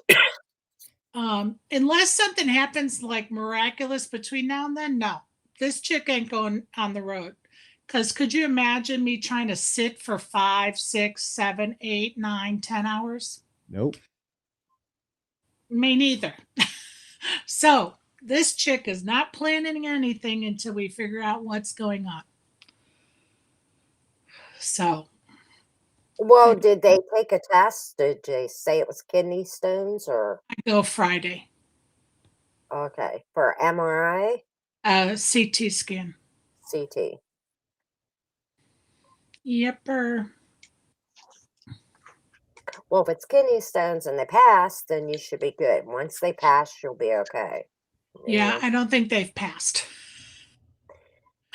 They haven't passed yet. So, but we got to make sure it's that and nothing else for sure. You know, we're probably 90% sure, but we just, you know, I want concrete evidence. I don't want anybody missing anything. So, we'll go Friday and see what happens. Well, good I'll be luck. glad to get that over. Yeah, Well, good luck on that one for sure. yeah, Thanks. absolutely. Yeah, you want to Hopefully it goes good. start to take care of yourself and make sure, like you said, know where you're at. Know where Yeah. you're at. That's No that's, guessing. No guessing. that's right. Because if it's not that, then, you know, We gotta find out why. Yeah. yes, ma'am. I mean, what else could it be if it's not kidney stones? Could be my you know? ovaries. I think it would be like still you would be yeah, you might be like where you can't even breathe. Yeah, I mean, Well, I was to that point. So we are just buying time until we figure it out. dang. I don't know. You know me, I can't stand doctors. Me neither, but I got to make sure it's nothing what that starts with the letter C. Oh, hush. We don't even say that word. Right? Knock on wood. I don't say that word. So Yeah, trust me. Been there. I'm still there. I actually go on the 25th, so next weekend we'll find out if it came back. Well, hey, speaking of doctors, y'all know I was supposed to went to the doctor Friday morning. oh right? yeah. I kept meaning to ask you about that. I play poker till 2:30 a.m. Thursday night. Mhm. I go I go home. Stephanie's already in bed, sleep. I go home, I get in bed. Smart chick. I get in bed and I fall asleep.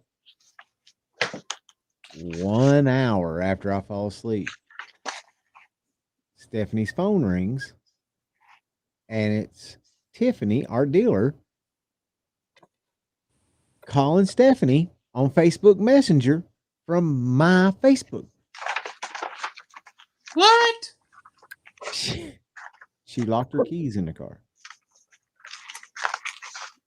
Oh, and your phone was there. No. No. On your computer. Yep. Well, at least she was She thinking, like, how to get a hold of you guys. she was down at the gas station, locked her keys in the car, with her phone in the car. Oh, Jesus. She came back up here to the office. Oh, my goodness. She walked. No. Oh, How'd she get in? Braden's sister was behind her in her car. So she brought her Oh, up here. gotcha. Gotcha. She went inside.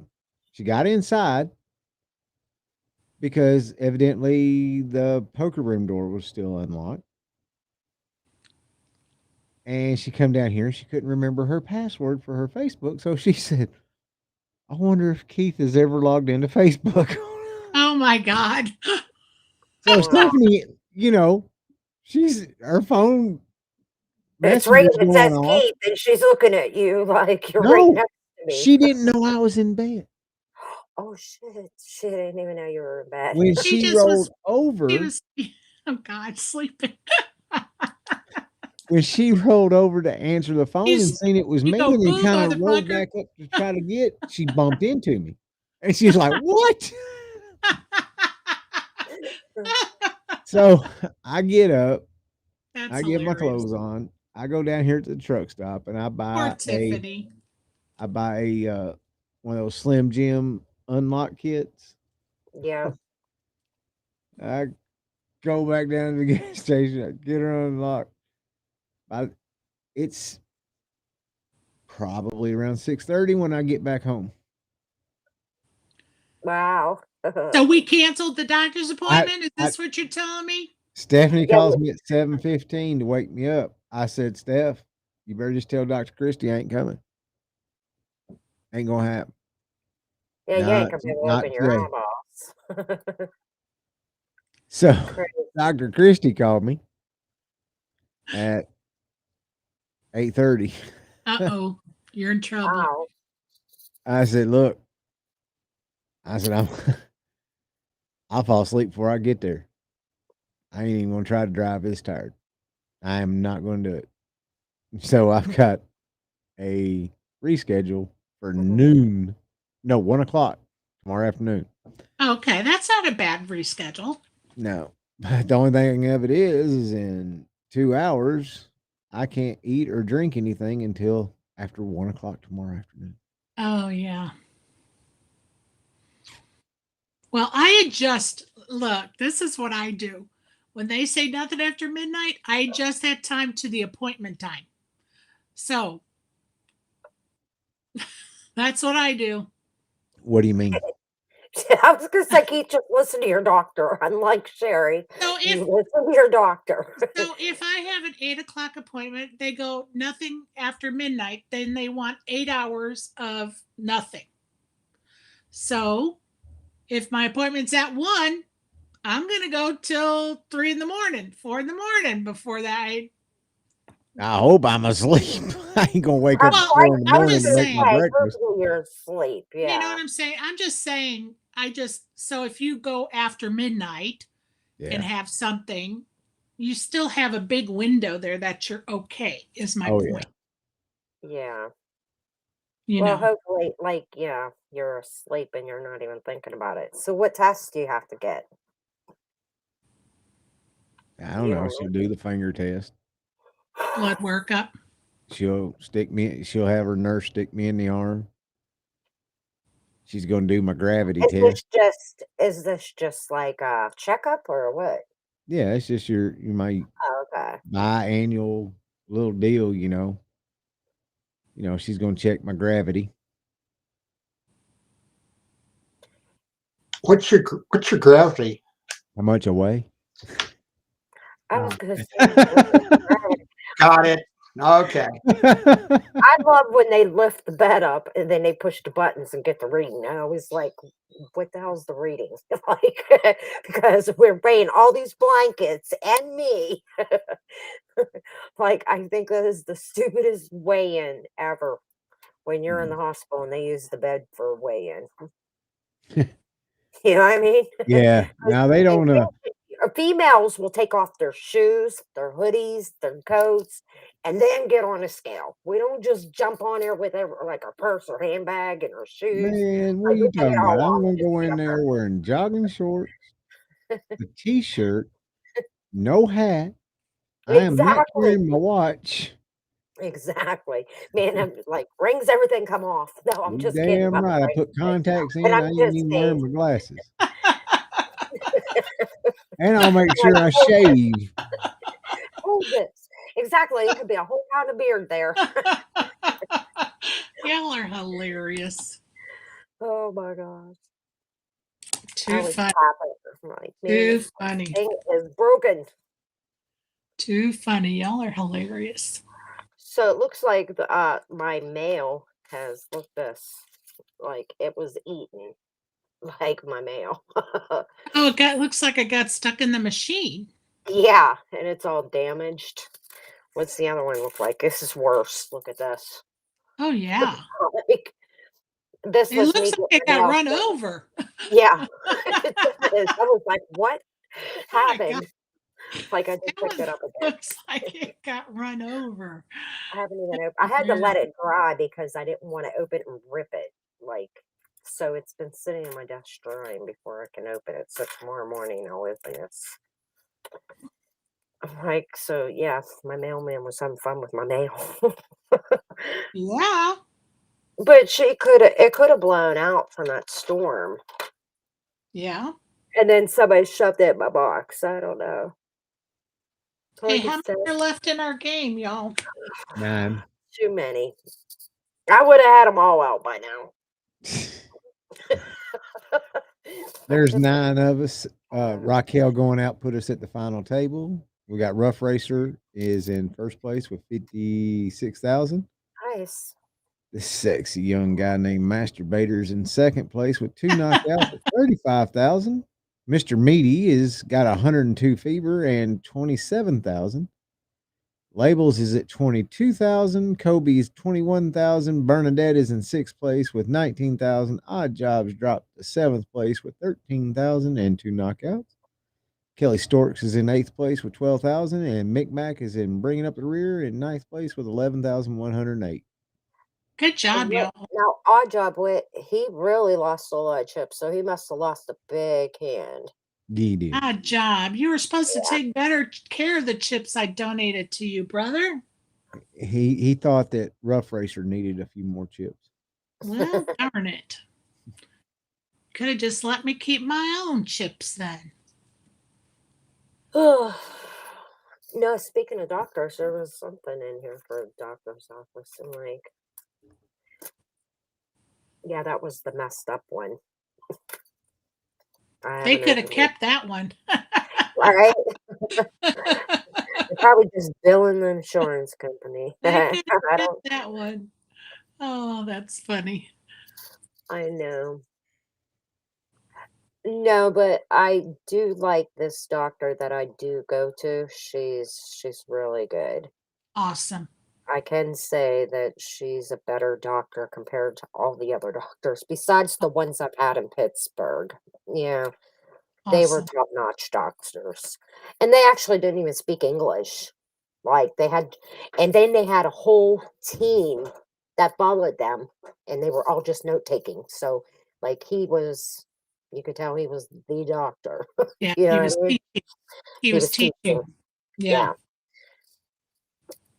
You ever go into the doctors and they asked you, "Is it okay if my assistant comes in?" Oh my God. When I was delivering my oldest, okay? Now, I delivered with no drugs, okay? And right when I got close to delivery, they came in and said, "We have these two student nurses. Is it okay if they watch your delivery?" I was like, I looked at my doctor. I said, "Do I really have a choice?" She goes, "No, not really." She goes, "I really want them to see your delivery since you're going natural." I was like, "Okay. Everybody gets to see Sherry's hoo ha. Go ahead." Oh, and they started crying after I delivered my son. They were standing like to the side and they were bawling their eyes out. And all I could think to myself is those two young ladies are never going to have children as long as they Hey, you have. did good. You did a service to them. Yeah, they got natural birth control the rest of their lives. Yeah, that's how it works. Oh, they were Mhm. it was so funny. When they left, my husband and I just busted out laughing. We were like, they were really crying, weren't they? My husband goes, "Yeah, they were bawling their eyes out." Because of the Oh. because of the pain or what? No, I think it was just the excitement of seeing a baby born, because they Okay, were yeah. obviously young ladies. So, And you know, they haven't witnessed it. yeah, they hadn't Yeah. witnessed it or what it was like. And um it was unbelievable. It was unbelievable. Bless their little hearts. They'll never have children. Well, no, but I read one on, I think it was on Woodstock, okay? And there was a guy who saw a woman give birth. And like, this is 20 years after or something like that. It was funny. Anyway, but it was like, the guy was still, I mean, it's a huge event. Oh, yeah. It's a No, huge my event. And husband meeting will somebody tell you. you don't Yeah, know. absolutely. And my husband cut the umbilical cord for all of our children, and he'll be the first to tell you it was amazing. I mean, it's life changing for sure. And, when we as a society started to allow men to be that involved, the best thing we could ever do. Yeah. Honestly, the best thing we ever did as a society. Well, that was my daughter-in-law. Okay, they asked me to go in, and I said, "Absolutely, I'd be honored." Yeah. And then the day that I got there, her dad was pacing back and forth, and he's like, "Oh my god, that everybody's here now. I'm so excited, Cal." And we gave each other a big hug, and I had little Weddy with me, and I said, "I guess he can stay with you." I said, "I'm gonna pop in and see how the kids are doing." And he says, "It's almost time." I said, "Okay." So I go in there and I check in with the kids, and they were like, "Mom, thank God you're here." I'm like, "I wouldn't miss this. I'm ready." And so we're just talking away, and the other nurse tapped on her watch and looked at the nurse like, "It's time." And I smiled at the kids and I said, "I'll be right back. 1 minute." They were like, "Where you going?" I said, "1 minute. I'll be right back." Nurse looked at me. She said, "You better run." I said, "I'll be right back." I walked back into the waiting room and I smiled. I said, "Hey, Gary." And he's, "Yeah, yeah." He's, "Why? Is everything all right?"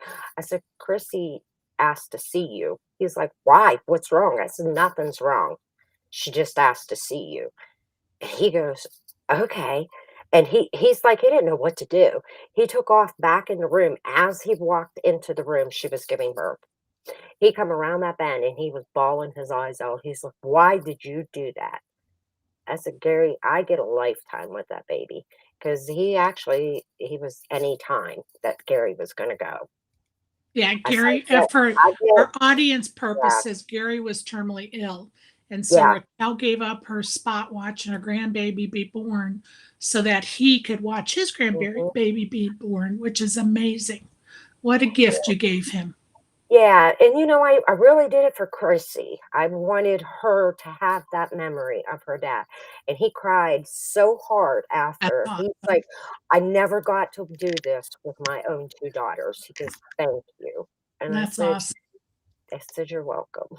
And everybody's bawling. Nobody knows why we're all crying like little idiots, but yeah. It is. It's so Revolve. emotional, and that It made was a whole good. nother level of emotions. I can tell And you then poor this. Kristen bawling her eyes out. There's certain things that men do not have any business doing, and that is going into a delivery room, an active delivery room. A man has no business there. That's I why beg they to have a differ waiting with you. room. The I beg man to is differ supposed I to stand beg out because to there and differ pace with you, back and Keith. forth, that back was and forth, something that holding will cigars, last passing them with out. Chrissy forever. I beg to differ You with you, know, bud. she'll Nope. always remember that. And actually, Sam is namesake after her father. And a man really Yeah, needs to see what it's like for a female to Bullshit. give him a child. No, I no, agree. Changes the game. Has a whole nope, lot more respect for women.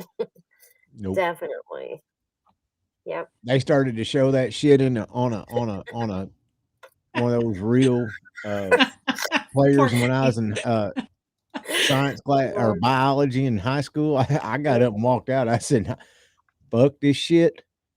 Certain things that guys don't need to see, and that's one of them that I do not want to see because I think the female anatomy from the waist down is beautiful, and I do not want to see it all messed up. I'm sorry, I don't want. No. I would have PTSD for the rest of my life, and I wouldn't be able to have sex with my wife or any other woman in this world. Oh, I just Oh God. my couldn't because every God, time I'd Keith, look you're at it, I'd so go, "Ah! dramatic. Ah! You're such Ah!" a drama queen. It is such a drama queen. Yeah. No. You Well, are there's, so it's. I mean, what you guys? I've never seen it, but it seems like it's really beautiful. I was talking to a couple guys, and one of the guys says, "Yeah, they're afterwards, they don't want I have to worry about messing around anything else."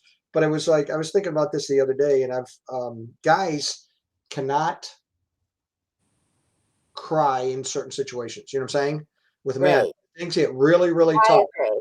I mean, Right. unless a tear could come out, but that would be a natural. That wouldn't be like a crying tear. It'd be like you're so upset. But a guy can be really upset. Some other person's doing real jerky things or whatever. But men have been conditioned, at least when we grow up, to that type of thing, and I think rightfully so. That being said, is when a child gets hurt or a woman gets hurt or things like this and a man cries, that is completely acceptable. I mean, I watched a guy one time at work and he cried, and that was like, this is a long time ago, and everybody can go on their thing today, but after that, to me, it was just like that guy had a little bit of a stigma there, and it's because you can't, not in a work situation, but if it's a child, if it's what I'm saying, if it's somebody you care about and things like this and tears come out, that's perfectly normal. It's a restriction. People could argue about it. I think it's a good part of men, to be able to do that. But where Keith coming from, I get it. I wouldn't be like that. It'd be like, what a beautiful thing. Right now I've been doing I studying, and agree. Yeah, I agree but when you love that person, that changes. When they wash that baby off and they got that baby all ready to put out there on display, yeah. then I want to take a Then look at Chris it. is like, Keith you said, Until Napier. then, "Give it a baby." No, Oh my no, no. But that's how he feels. Come on, Keith girls. Napier, I'm going to find somebody who's going to have a baby, and I'm going to say, we got to bring Keith Napier. No, no, I no, can no. no, I will I not go. mean, Yeah, but yeah. it's like we shouldn't force it. I mean, if you No, want to do it's it, just a joke. I would no, never no, no, no. force I know. anybody. I've been, it's nature is just incredible. I've been studying DNA. Okay, have you guys ever studied DNA? You want something that's really blow your mind? Okay, DNA starts with amino acids. Okay, and they proved that amino acids can get together and all this stuff. But then the amino acids turn into proteins. Okay, and that in itself is a big change, right? And those proteins turn into living cells, okay? Living cells turn into tissue, okay? And DNA is like, has this RNA that comes out. And anyway, tissue turns into, all sorts of, the bones and the organ or the organs, right? And the organs turn into a human or a fly or whatever. It's when you start reading this stuff, and there's this thing called the ribosome. And this little RNA, which is pieces of DNA with only half of it, comes out, and it goes through this little machine, this machine called a ribosome, and it sticks out these amino acids, right? that has all these process, and you go, oh my gosh, this is just phenomenal. It's mind blowing. If you get into intelligent design, you look at this and it's like, yeah, And that's why it's so mind blowing when you're a female and you're growing that cell into a little human being. oh yeah, and a guy And can't relate to that completely. No, I understand what you're saying. and that's why men being in the delivery room is so important. Well, it Because is, although they're not the one going through it, it's good for them to see that information firsthand. Now, it's not for everyone. Like my daughter was dating a guy in college who would faint at the sight of a drop of the, and we often joke that if they ever got married and have kids, he'd never be able to be in the delivery room because they would have to have a team of doctors for him. That's what I'm saying. Is the option of being open is wonderful, but like Keith's going, it's not going to improve him, you know what I'm saying, or be. It's just because he's already, and I have certain things that are like, no, and we ain't going there, okay? And that's not that, but it's like you say, you're gonna see things that you can't unsee, and I mean, no, that's the thing is, and I'm not saying it's good or bad, but it's like forcing somebody to see something they don't want to see. No, I don't think any of us are saying to force anyone to do anything. No, I understand. I've only been in one day in which I've seen stuff that was like really, and I'm not going to go into detail, but I've never fought in a war or things like this, but I one day in that, and it was really interesting to watch my personality. I got to the point of after seeing some stuff that was really, really bad. Okay. I mean, that was part of my personality I didn't like because I went out and we were in dinner afterwards. And I was just waiting for somebody to pick a fight. And it wouldn't have been very hard and it was like, wow, that's an interesting part of my personality because I don't not like that. But it was like, if anybody tried to push me around, it ain't going anywhere, farther than that much. And it was like, wow, that this is not a part of my personality I like, but I've been through such an intense experience and it doesn't bother me, like long term. But at the time I was, that wasn't a good part of me. It was like, come on, just push me, and I didn't do that or say that to anybody, but that's how I felt. It was like I had all this emotion and, getting rid of it. Luckily nothing happened or anything like that. But I remember going, wow, this is not normally me, and so for some people, they know what their limitations are and just, it's absolutely. I'm scared to death of a damn lizard. He is indeed. Sherry has witnessed that firsthand. Did you have bad dreams about lizards or something? Now, I'm just as terrified as a lizard as I am seeing a baby being born. And that's understandable. It's not for everybody. Like I said, I took a paddling in school. Because I told my principal, I said, you're crazy as hell. He said, Keith, you're going back in that room and you're going to watch that. And I said, Coach Chambers, you're crazy as hell. Yeah. That's exactly what I told him. He said, now you're going to get paddling. I think everybody had a right to not, if you did not want to sit there more. Well, when you force somebody into something that they don't want to see, it's exactly. I said, batter up.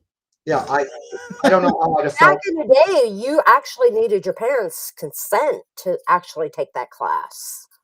Well, this wasn't nothing. This was just plain old biology. This wasn't sex ed. Yeah, this was I'm telling you, I still remember they had science. I can't remember one of the two.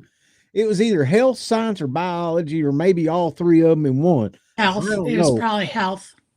But when they said that they was going to, and I ain't ate lunch yet. There ain't no damn way in hell I'd never be able to eat lunch again. All the important things in life, he's worried about his lunch.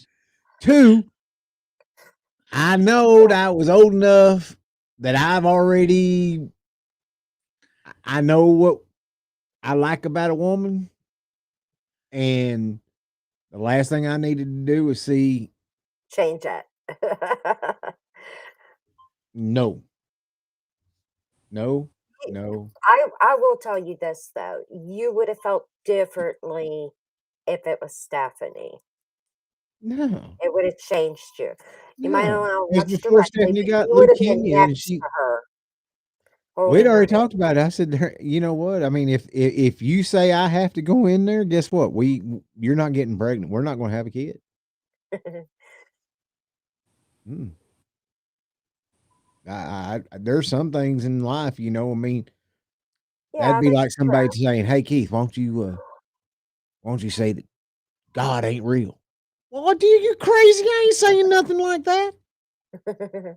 I ain't gonna say nothing like that. Just like there ain't no daggum way in hell I'm gonna watch a woman give birth, whether it be on the interweb or in person. Nope, nope, nope, nope, nope. I don't blame you, bud.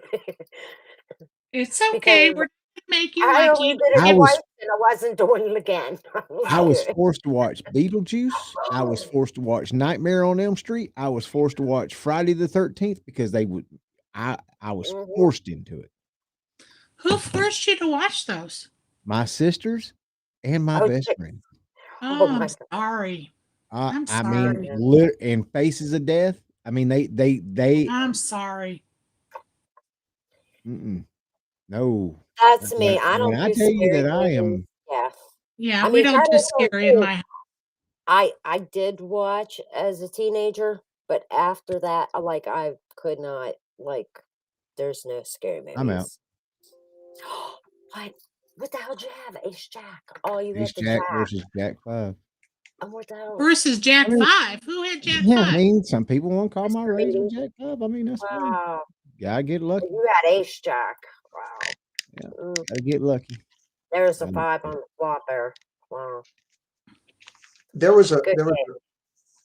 there was a movie when I was a kid. It was called Two on a Guillotine, and it was Connie Stevens and Dean Jones. And it was about this girl whose father had died, and he was a magician, and he'd gone crazy because he had this guillotine act, and he'd done it with his wife, and he chopped her head off. So I he went feel crazy. like I've seen this movie. Yeah. Anyway, so it was so I watched the movie, and it turns out the father is alive, right? And he's in the background and all this weird stuff when she's taking over, going to the house and everything. And at the end of the movie, Dean Jones is fighting the father. He's got Connie Stevens on the guillotine, right? With the guillotine up there, and he's fighting the father and everything else. And he finally overcomes him, and he backs up into the guillotine, hits it, and whack! And her head falls off. I about fell out of my seat. I did see that movie because I was No, like, oh it my was God, like, he did it oh, anyway. Keith, what you're talking about, it was like, oh my gosh, I can see it. that one Yeah. did it to me. And then what happened was he started seeing her body moving, and this time the guillotine act actually worked, and so she lived. But when he bumped into it, and I was a kid enough to not know what the next thing would be, I saw this head chop off. I was like, but that was the one that got me, and it was I won't call it traumatic. I mean, the That's traumatic one traumatic. I I'll can't tell go. you what I thought was traumatic was that stupid movie, The Birds. Oh, that was great. Birds was Oh great. my God. Let's Carol, just put it this way. Checking their Yeah. eyes out and everything. Oh, Oh yeah. Oh. I cannot go camping in a cabin by a lake. Oh. Why is that? Because all the movies are camping in a lake and Friday my the with 13th. I axe cannot do it. killers and stuff like that. Wow. Do you know who Jason Hatter is? No. Friday the 13th, I think it was part 7. He was the Jason, okay? And I met the guy in Club Med. This is a true story, years ago. And I never found a picture. And the picture of him, in the Jason mask, and he signs it, watch your ass, Chuck, or something like that. I don't know where it went. But anyway, at Club Med at night, you'd go to these different places, and they had these like small fields or things off to the side. And I always thought back then, it wouldn't be like today where you get sued or something. Anyway, you're out of country, so who cares, right? Nobody's going to sue you. But I thought about it, and it was like if they could pump the music in, and was like, da, da, da, da, da, da, da, da. And in this field with Jason, if he had his kid with Max, and get a video camera and he'd jump out, with a knife, and just watch everybody. If they'd seen the movie, just totally freak out. I always thought that would just be such an incredible, Well, I'll Good tell prank. you It'd be a one good thing prank. Yeah, it'd be awesome. can't do is go to a cemetery. Why? Oh, now see, I- I do like going to cemeteries and looking at all the Mm-mm. stones. No, not me. Good Lord. I And do. my family, okay, they were like, honey, it's not a big deal. We're gonna go with you. I said, no, thank you. I said, I will meet you for the luncheon after. They were like, honey, we're going to go, they're naming all the graves that we're gonna go visit and lay flowers and freshen. I said, no, thank you. I said, just I will meet you up at the house for the luncheon. I will actually get the food started. I'll be that person. My aunt says, honey, I'm going to hold your hand. I promise you, it is not that bad. I'm like, and I mean, it took the whole team of family to talk me into it. I finally agreed. Okay. This is during the day. It's during the day. It's not night. They promised me they were going to be there. I said, okay. I take the kids because I want to feel comfortable. The kids are like, they want to go, blah, blah, blah. I pull into the cemetery and we're sitting there. It's hotter than heck. It's like June or July. And the kids are like, can we get out of the car? I said, no, you cannot. I said, we're waiting for Graham and Aunt Sherry and everybody. Well, how long is it going to be? I said, they should have already been here. I said, so any minute, you guys. They were like, Mommy, it's really hot in the car. Can we please just stand outside the car? I thought about it for about 10 minutes. Listen to him griping about it. I let him out of the car. I said, fine. Don't go walking on the grass. Don't step on anybody's grave. Be respectful, please. Okay. And I said, don't wander off. I said, stay right here. They were like, okay. So they stood outside. I could not get out of that car. And Eddie says, Mom. And then they start reading graves, okay? As they're sitting there. And they're like, and my son, and here he's mentioning my last name. I'm thinking, did I just pull in front of my grandmother's gravestone? And park there? So I took a deep breath and I'm like, all right. I got out of the car and I started walking a little bit. And all of a sudden it starts to rain. And I'm like, okay, back to the car, hurry. So we're running back into the car. And guess what? My car won't start at all. 45 minutes has gone by. My family still hasn't showed up yet. My heart is sitting there pounding, and I'm turning the engine as many times as I can, and it will not start at all. And my car was perfectly fine and before that moment, and I had no idea why it wouldn't start. And I'm thinking, oh my gosh, am I out of gas? I'm checking the gas gauge. There's plenty of gas, blah, blah, blah. And the kids are realizing I'm having a panic attack, you know. And my son puts his arm on my shoulder. He's, Mom, it's going to be okay. I said, no, it's not going to be okay. I can't believe I can't leave the cemetery. And I'm literally Oh my God. in the car 100 times. And then the last time that I was ready to just give up, it started. And then everybody pours into the cemetery. The whole family, they're all in a single line coming. And I put the window down. I said, goodbye. They were like, where are you going? I said, I've been here almost an hour. And where have you been? And I'm yelling at them all, we're sorry, honey. And they started telling me they had to go to the thrift store. They had to stop at the store to get gas and then this. And I said, I don't care. I'm leaving. And out of the cemetery I went. I was like, no, thank you. Never coming back again.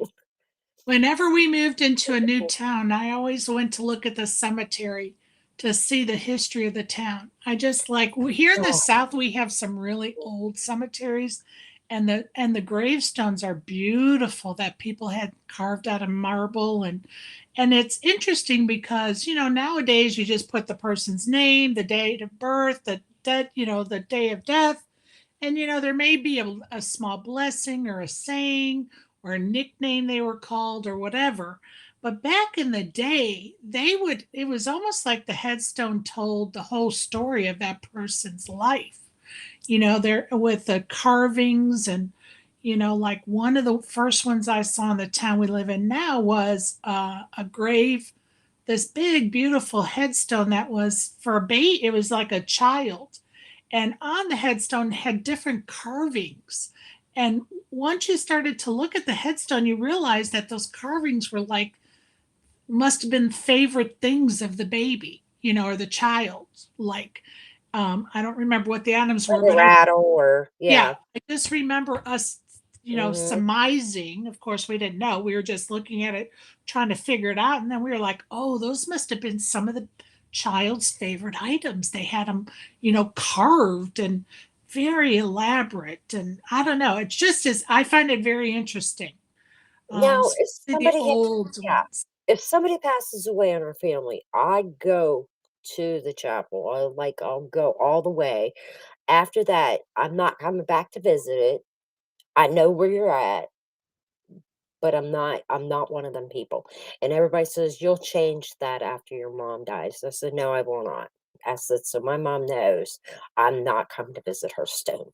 So I've already made it more than clear to her. It's It's interesting not you my said thing. that because until I lost my brother, my mom always took us because we had such a big family and we lost her brothers and sisters. Because my mom had us when she was had me when she was 38. So I started losing aunts and uncles and whatever. I was still a kid. But and we would stop at the cemetery to put flowers on my her mom's grave, Mhm. her dad, whatever. And so when my brother died, um, I had to leave town before, like I didn't get to go back to the cemetery after they buried him. Okay. And then anytime we went back to Chicago to visit, it was like the winter. So I never got to go to the cemetery because it was always frozen over, so to speak. Mhm. Then my sister passed away, and she passed away, and we buried her the day after Thanksgiving. Well, no, we didn't. That was when the ceremonies were, but the ground was frozen, so they didn't get to bury her till like a week later. So I never got to go to her grave. And so then my dad passed in February, and again, it was winter. So I never got to go to my dad's grave. Mhm. So then when my mom passed, Mhm. all four of those people, I know this is going to sound weird, but all four of those people are in the same grave. Okay. You mean at the same cemetery? No, in the same grave. In the same grave. And I'll explain that in a second. They're So, all fighting. They're all fighting right now. right. Um, and so it was very emotional because I was going to that grave the first time and it had all four of those people in that grave, right? Very emotional, very emotional. And my brother, he was buried in a casket. When my sister passed, she was cremated. So they allowed us to bury her urn. So then when my dad passed, my mom went to the cemetery and asked them if his urn could be buried there and her urn, as she wasn't going to do it unless she could be buried there too. And the cemetery said yes. So that's why they're all in one grave. Yeah. Ours is all, like, in one area. I Yeah, remember, my whole family's and yeah, my aunts and uncles are and I all, don't yeah. I don't go back to visit, and I'm not going to, and even my cousins come home for the summer, they're like, "Well, we're gonna go see dad's grave, do you wanna come with us?" I said, "No, thank you." I said, Yeah, "No, and it's okay. I love you guys, It's but it's not just your not cup my of thing." tea. It's not your cup of tea, you So I'm know? with you, there's just some things, like, in life that you can't do. Yeah. I And mean, it's like, okay. when I have to be there because of the service, but that's where I draw a line. After that day, I'm not coming back. Like, Yeah, so I've actually been to that grave once when we took my mom, but they still had the old headstone because we had a new headstone made that had all four of their names and all of their dates for all four of them. Oh It was a wow. big, and let me tell you, it was a big ordeal because when I called the headstone place, the lady would not believe me that there were four people in the one grave because it's very unusual. And I told her, I said, honey, why would I be lying to you? Well, the cemetery's not going to let you do that. I said, honey, it's already written up. It's already Right. paid Yeah. for. I said, I just need to get the headstone ordered. So, and you know what? She wouldn't believe me. She said, well, I have to call the cemetery. I go, here, talk to, I can't remember the guy's name, but, of course, she works with him all the time. I said, just talk to whatever his name is. I go, he'll tell you.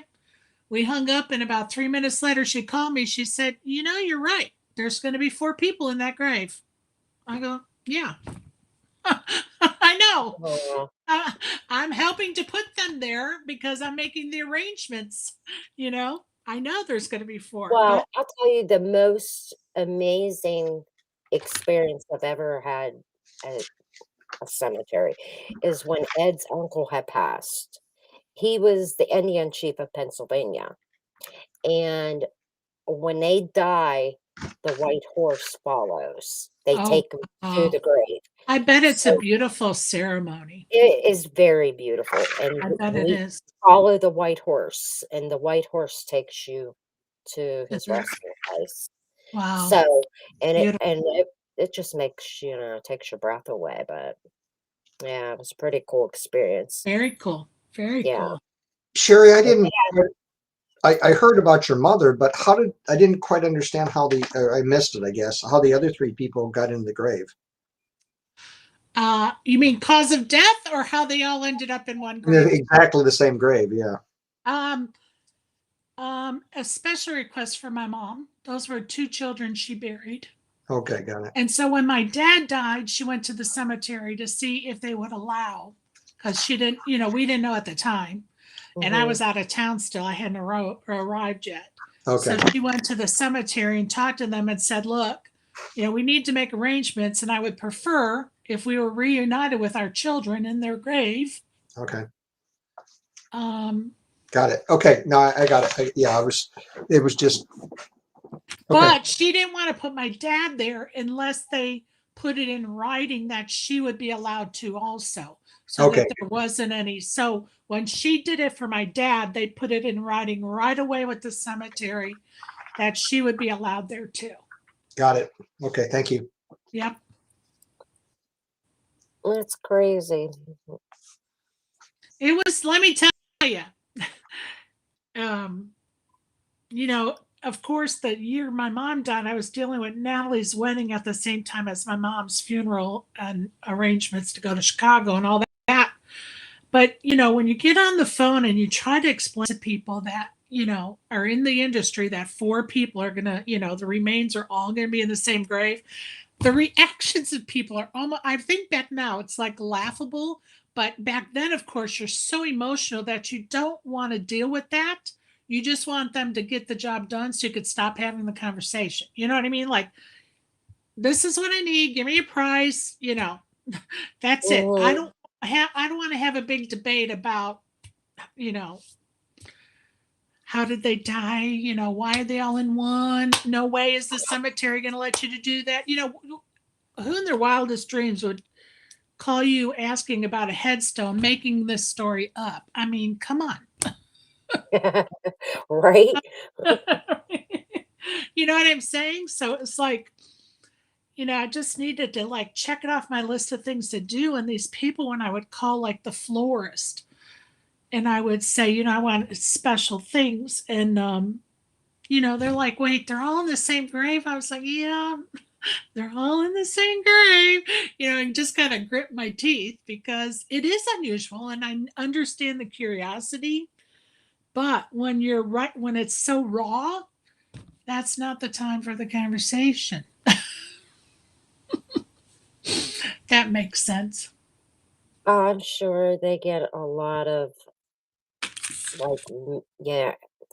people that they don't do it right and they have to fix it, and you know what I Yeah. mean? Yeah. And I, Sure. And it's not like you can mess it up. That's expensive. So they do have to get it exactly right. And, Yeah. and really, like for the headstone lady, I was just actually just calling her to make an appointment so that my only brother that's still alive could go there in person because he lives less than an hour from there. Of course, I'm in Georgia. That was out, in Illinois. And so I was really just calling for an appointment, and for him. But anyway, it was quite a rigmarole. Um, Almost laughable now, but back then it was just hard. It was just hard. I'm sure it was.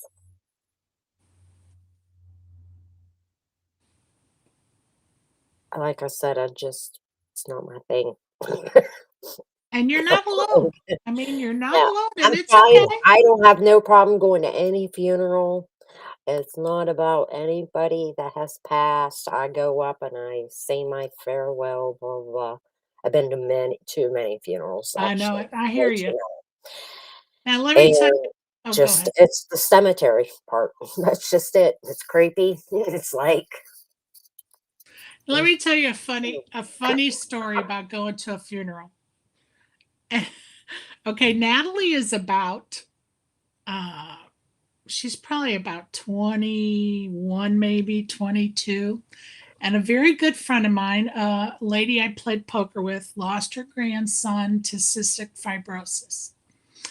And so, of course, Natalie knows my friend. So she went with me, and we are standing.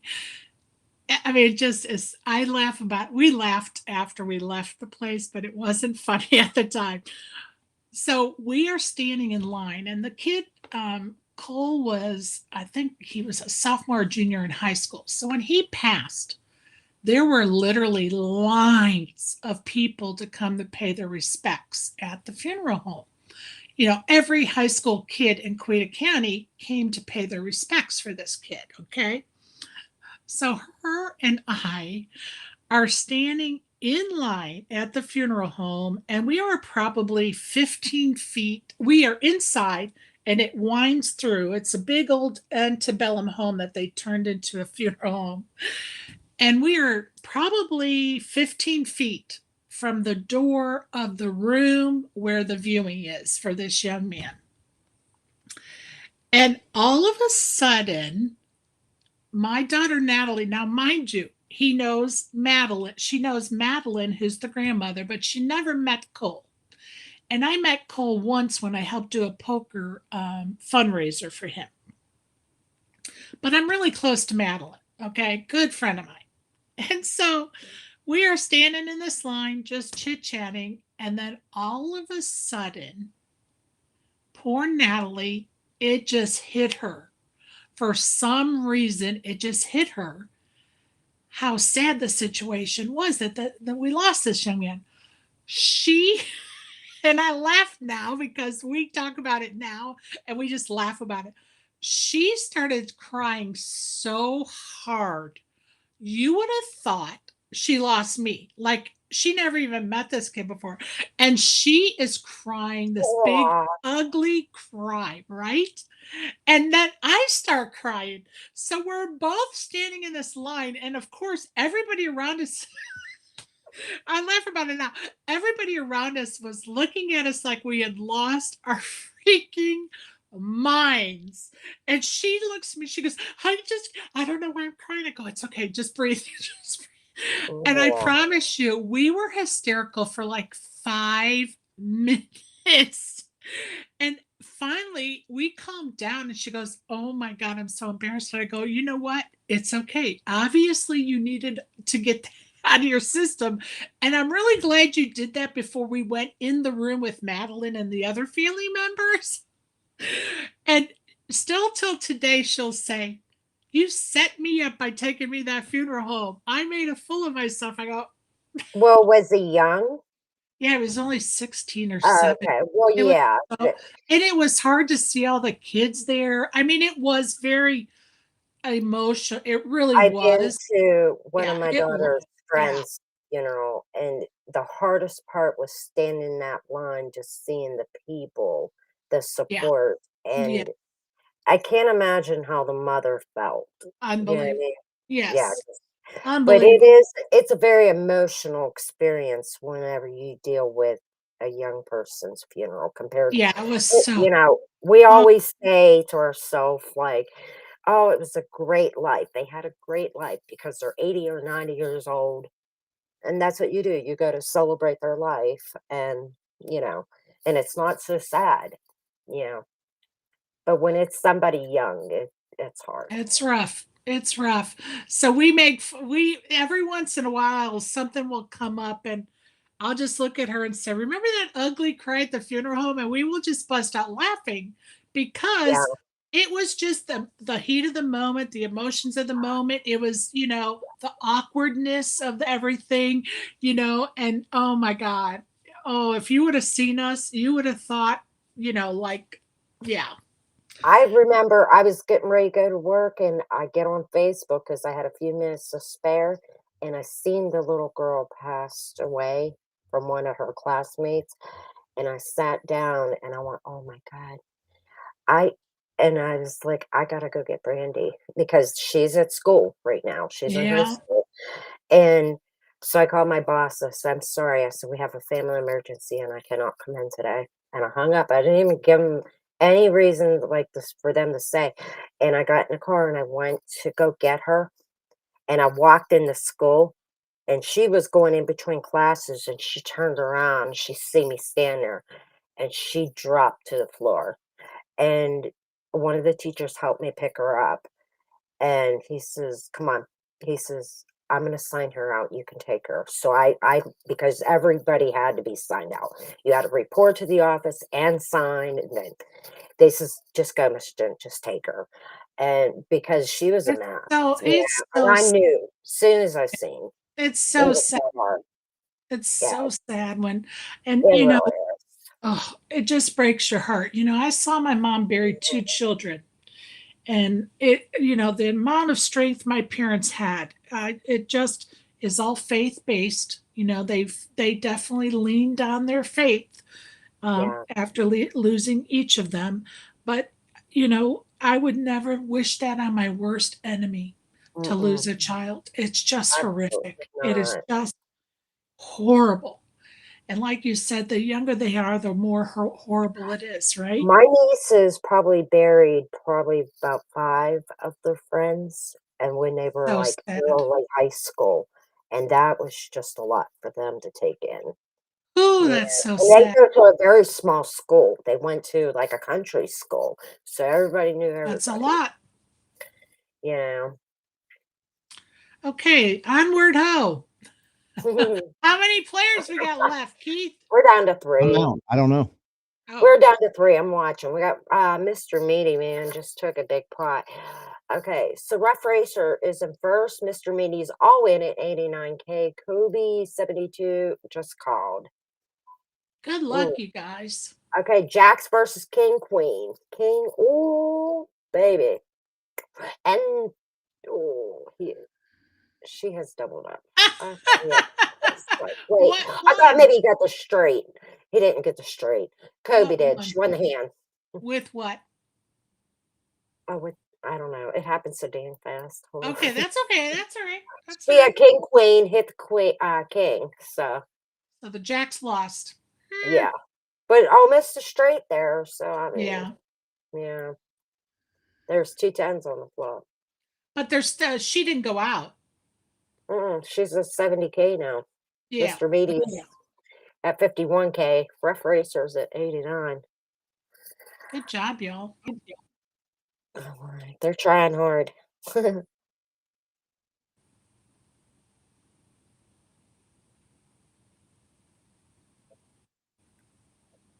Sounds like it's raining here.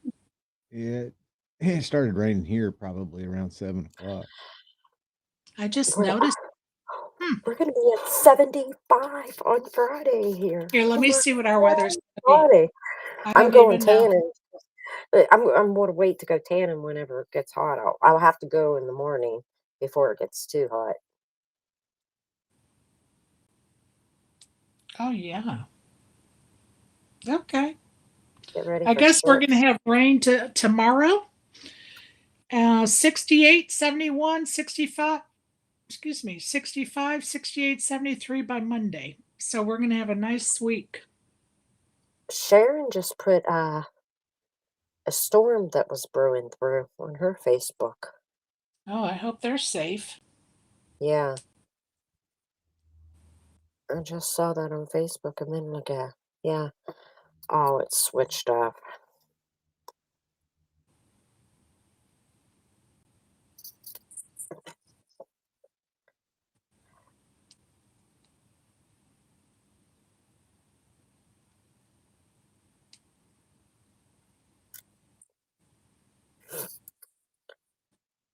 Oh, it's so quiet in my house tonight. It's quiet here too.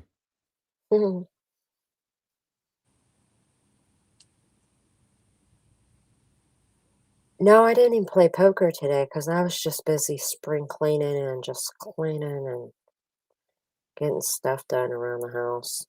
Like the guys were here because they were repairing the back deck that's in the kitchen, working on that. And then they're redoing the shed doors to my she shed. Nice. My she shed does not look like whenever you Google she shed. Oh, Let me just we tell got to you. work on that. Well, it's cute because when my son was in high school and Ed was teaching him to learn to build stuff, Right?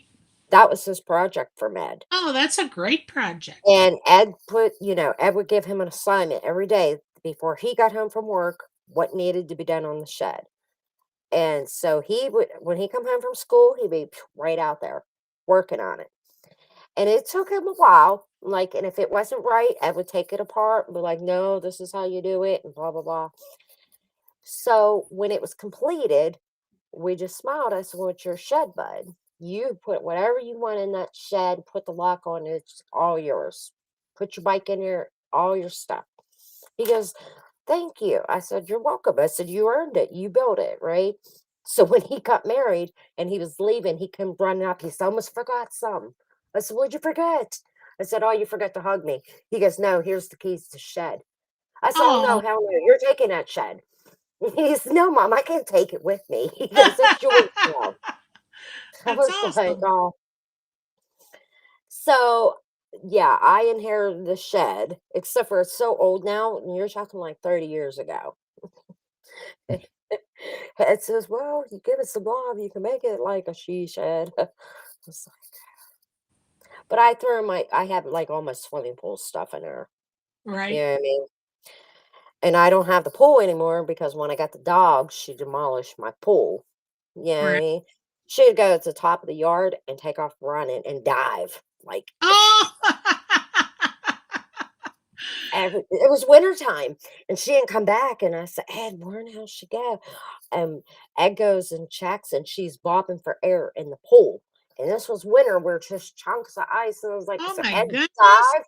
He dived into the pool with ice, grabbed the puppy, took her, and he's next day, she did it again. I said, okay, pool's shutting down. I said, we cannot risk our life trying to save her. I'm like, good Lord. Yeah, pool's got to go. So we took the pool down, but I still had all the supplies and stuff in there, like all the chemicals and the ladder and the hoses, you know what I mean? It's all still in there. Right. So the guys were working on it. I told Ed, I said, Mason has a pool, tell him to take everything. He can have it all. Because I only had the pool for the kids. You know what I mean? Yeah. Yeah, when we moved into And this house, yeah, we didn't do a pool here, and I miss it. I'm going to be real honest with you. I'm really considering I getting one know of it. those round horse troughs, and putting that in my yard. I really am. I do too, but I look at it this way. How much am I might want it then. I might get in a lot when I first get it, but then you know, Well, when we moved here, we decided we weren't going to do another pool because we were trying to do away with projects. that took our time away from things that we want to do. You know what I mean? And the kids were already teenagers, and we were like, okay, we're That's getting just it. Kids, like, were gone, and I got it for little Eddie and Sam, but then I still have we have a whole bunch of new kids that moved into the neighborhood, so now I'm gonna have to be worried about all of those kids. yeah, And your it was bicycle okay day. if yeah, it was good when I had it in the fence, but I Right, can't do that because Sable, right. she loves water. She will be she's a magnet for it. You know what I mean? Yeah. All right, Mr. Meaty's out. We're down to 2 players. Who is it? Kobe and who else? Rough Racer? Rough Racer. Rough Good job, Racer's in the you lead guys. at 130K, and Kobe's got 86. Okay. Good job, y'all.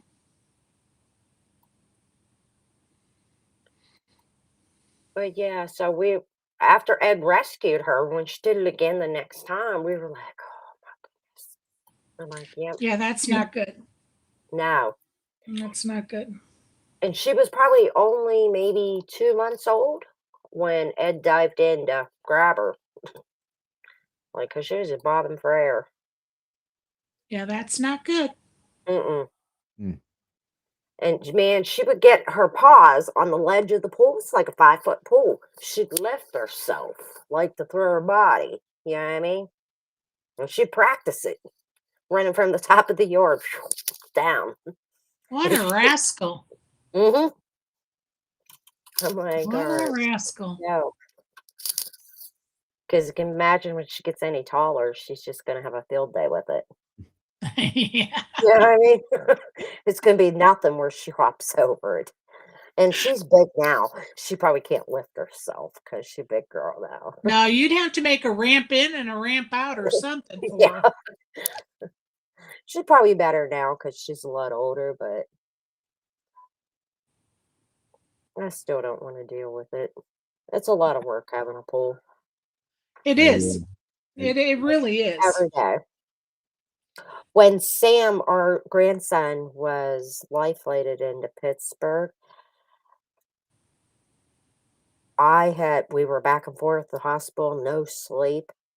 And we were in the middle of putting a new bedroom suit in our bedroom. So it was completely, we had no bed.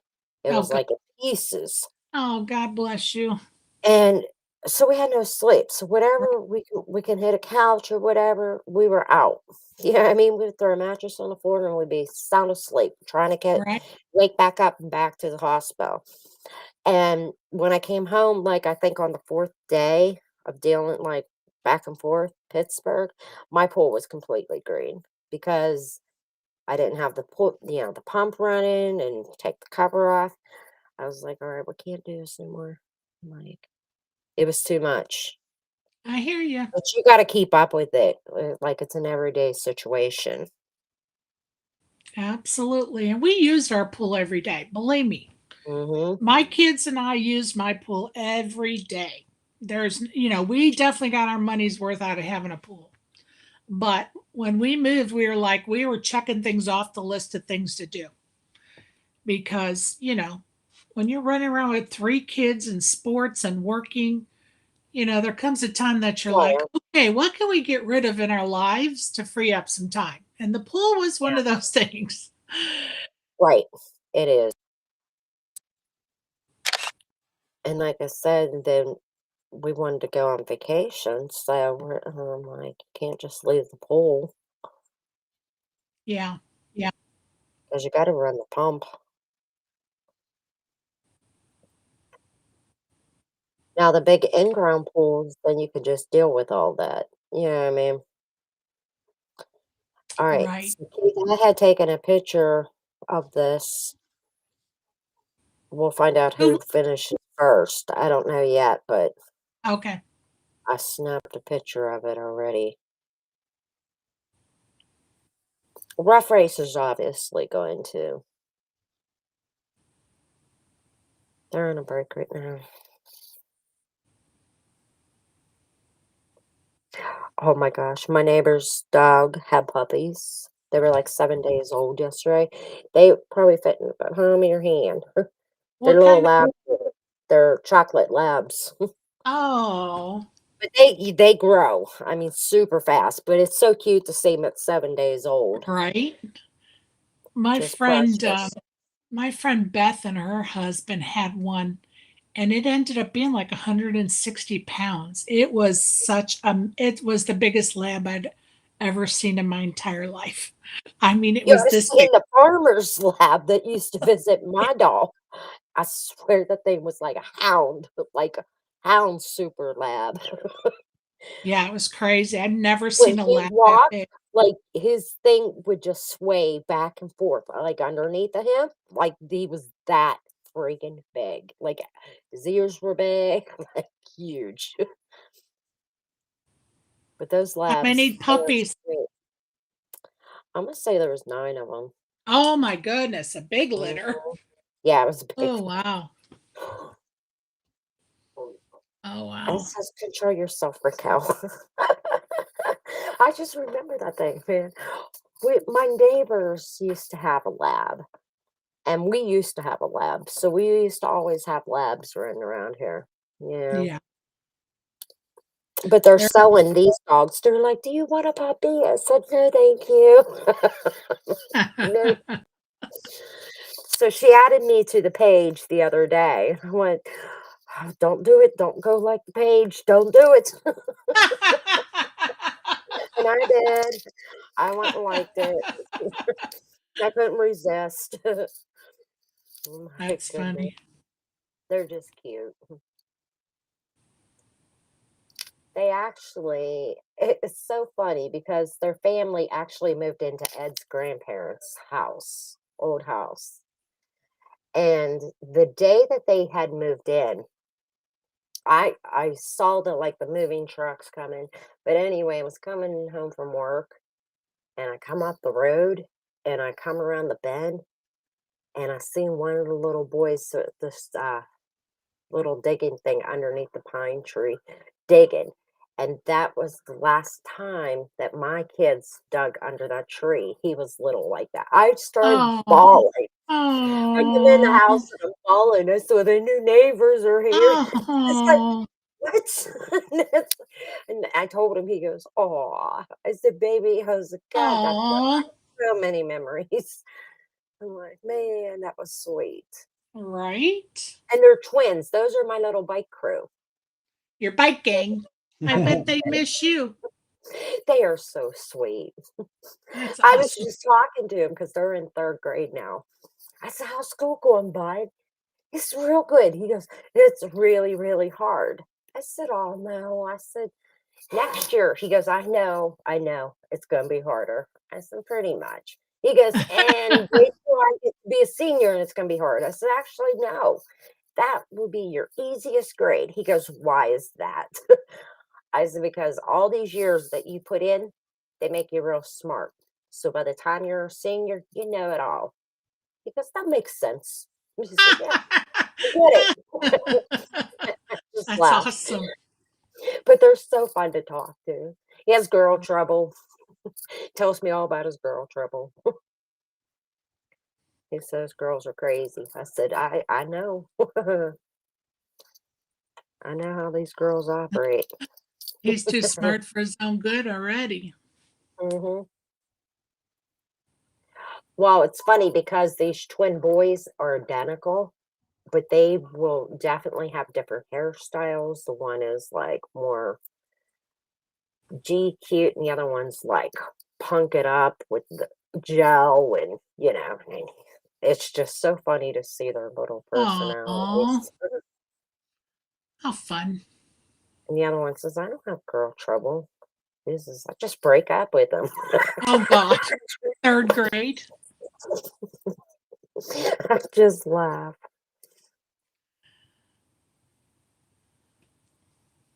But the little girl that next door next to me, you would just love her. She is so precious. They were putting a brand new swing set in for her. And she says, "Kelly," and I'm outside sweeping the porch. She says, look what I got." And I said, "I see that, honey." Oh, She goes, "Do you want to come and play with me?" She wanted me to come and play one. was like, I said, I'll probably fall, honey. No, I won't let you fall. Oh, It was so cute. But they're just a lot of fun. It's fun to have all these little kids running around our heck town. yeah. They're the last kids that were running around this town was me and Ed's kids. So it's been many years. Yeah, I hear you. it's I sweet. hear you. All right, they're Um, just passing chips back and forth. I was just going to say, are they off a break? Yeah. They're at it. Yeah. Ooh, it's raining here.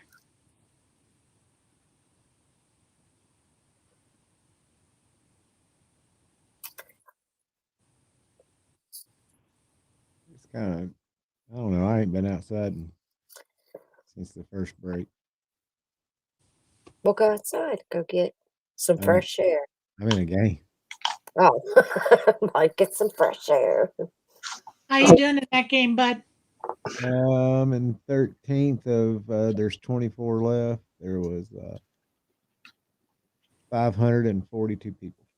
Nice work. How many people left? 42. Oh, that's good. Nice work. Shit ain't in the money yet. Well, getting closer every minute. Yeah, this game don't have breaks. I'm reading the comments in our chat and it says I have bigger balls. That's what Stephanie wrote. Yeah, I I ain't paying no attention to her. didn't say all that. That is so funny. I like the bigger. I like that comment. I have bigger balls. So you still don't have any proof.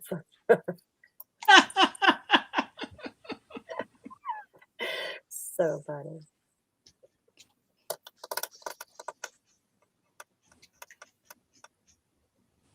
Yeah, she forgets I've made a mint in them Jacksonville dailies. Or how many of those Orange Park 30Ks that didn't get put on Hendon Mob. Is Orange Park just as big as the first one, the one I've been to? No, No, it's smaller. yeah. The new one's going to be just the same size. When are And they how- supposed to open that one? Well, you talking about Orange Park or St. Augustine? St. Augustine. Oh, they still ain't done with it yet. Are they getting close though, or do The they have a signs date? up on it. You know, the signs up on the building. You can see it when you drive by.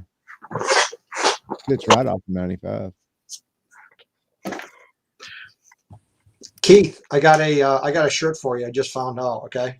Okay. Somebody on Instagram messaged me, asked me to like their shirts and things like this, and so, but I found one of the shirts and let me read it to you. And I can't come back on. I'm locked up. I don't know what's going on with it. When I show it, there we go. Okay, I'm back on.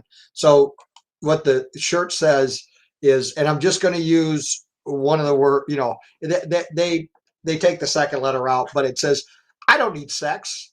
The river F's me every time, every day." I like That's not bad. I mean, it's really pretty good, Yeah. It's so true, I'm isn't going to it? tell Nicole. I'll get Nicole to make me one of them shirts. I don't need sex, but the river fucks me every Now, this is Poker Chill Apparel, okay? Oh my gosh, yes. Like they want me to wear their stuff. Okay, so I had a problem. The only problem I had with their stuff is like I went to their page to look and Alan Kessler is modeling the one. Who And I is said, yeah, no, thank you. I was like, as soon The as I see chainsaw. that, I'm like, yep, nope. We're good. who is this? The chainsaw, Alan Kessler. Yeah. I'm sorry. He, Okay, he I was got it. wearing one of the hoodies. He was one of the models they No. used. I understand that he was modeling. I don't know who he is. I apologize. Who owns the yeah. company? Do you know who owns the company? Yeah. No. This is the first time I've seen it. Okay. Yeah, he's on my Facebook. Raquel, you know who owns the company? I forget his name, but he is very nice. Don't get me wrong. And but like I said, that was the one thing I went, yep, nope, I'm good. I'm missing why. I don't understand. Or Uh, Google him, you'll see. He's not a very friendly female. Like, but if you would ask any female, well, in Kessler, you're gonna get a lot of eyes roll. Put it that way. I mean, I've heard the name, but I don't. Yeah. Here we go. Let me look him up. I don't know. Hold on.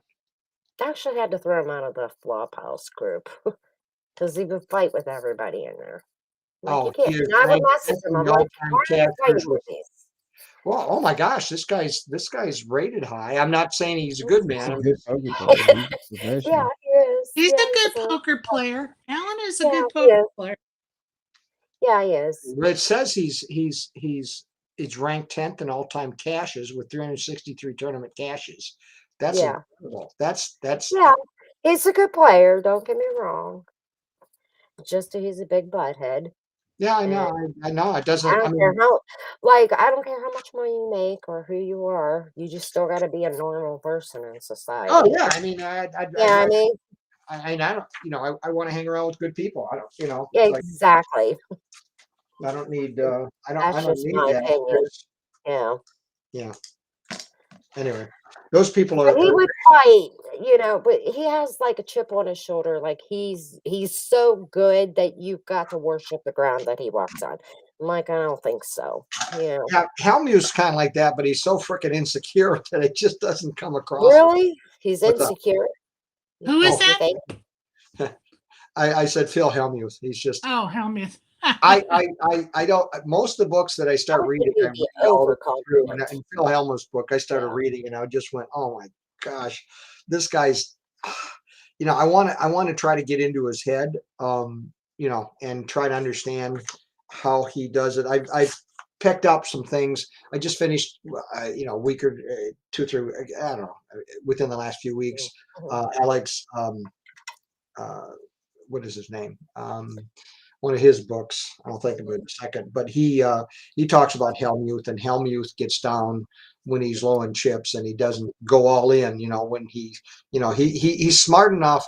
The bottom line is you've only seen 28% of the cards when you've seen the flop, your first 2 cards. Okay, aces doesn't matter. You get 71% by the time the flop comes out, and when you start thinking of it, it's just another way to think about it. And people get so carried away. It's getting into the flop and then figuring out where you're at. From day one, when I saw that the best players, are good flop players. And I went, that makes perfect sense. And that's where I started focusing right from the beginning is, before the flop, it's still good. It's still important, to pick your hands. But after the flop, what do you do? Okay. In which positions and things like this. Right. So, I would almost think I- that he would be an overly confident person. I would not think that he Hellmuth? would. Yeah. oh my I God, would- read about him. He's I've never very, met him. I've never met him, so I don't really get a vibe from him. Like, no. But I mean, when you watch him on YouTube, he's always blowing up and things like this. But Well, that's Right, that's because what I guess mean. what they're doing? They are focusing only on the poker brat. Okay. They're it. focusing on what'll get them clicks on social media. oh, I no, mean, my I gosh. agree 100%, Keith, and that's why I looked for him. And where's the? I think his I'm going book. to tell you what I would recommend, Chuck, is go back into the 90s and watch hours of him playing on tables back in the 90s and the early 2000s and follow his career by watching him actually play like for an hour or 2 at a table. That's a good idea. And because your opinion will evolve very quickly. I'm not. I am not. Okay, I've known some incredibly intelligent people in my life, and he has to be because he's won so many. He's won more braces than everybody else. Right. And all that. I agree.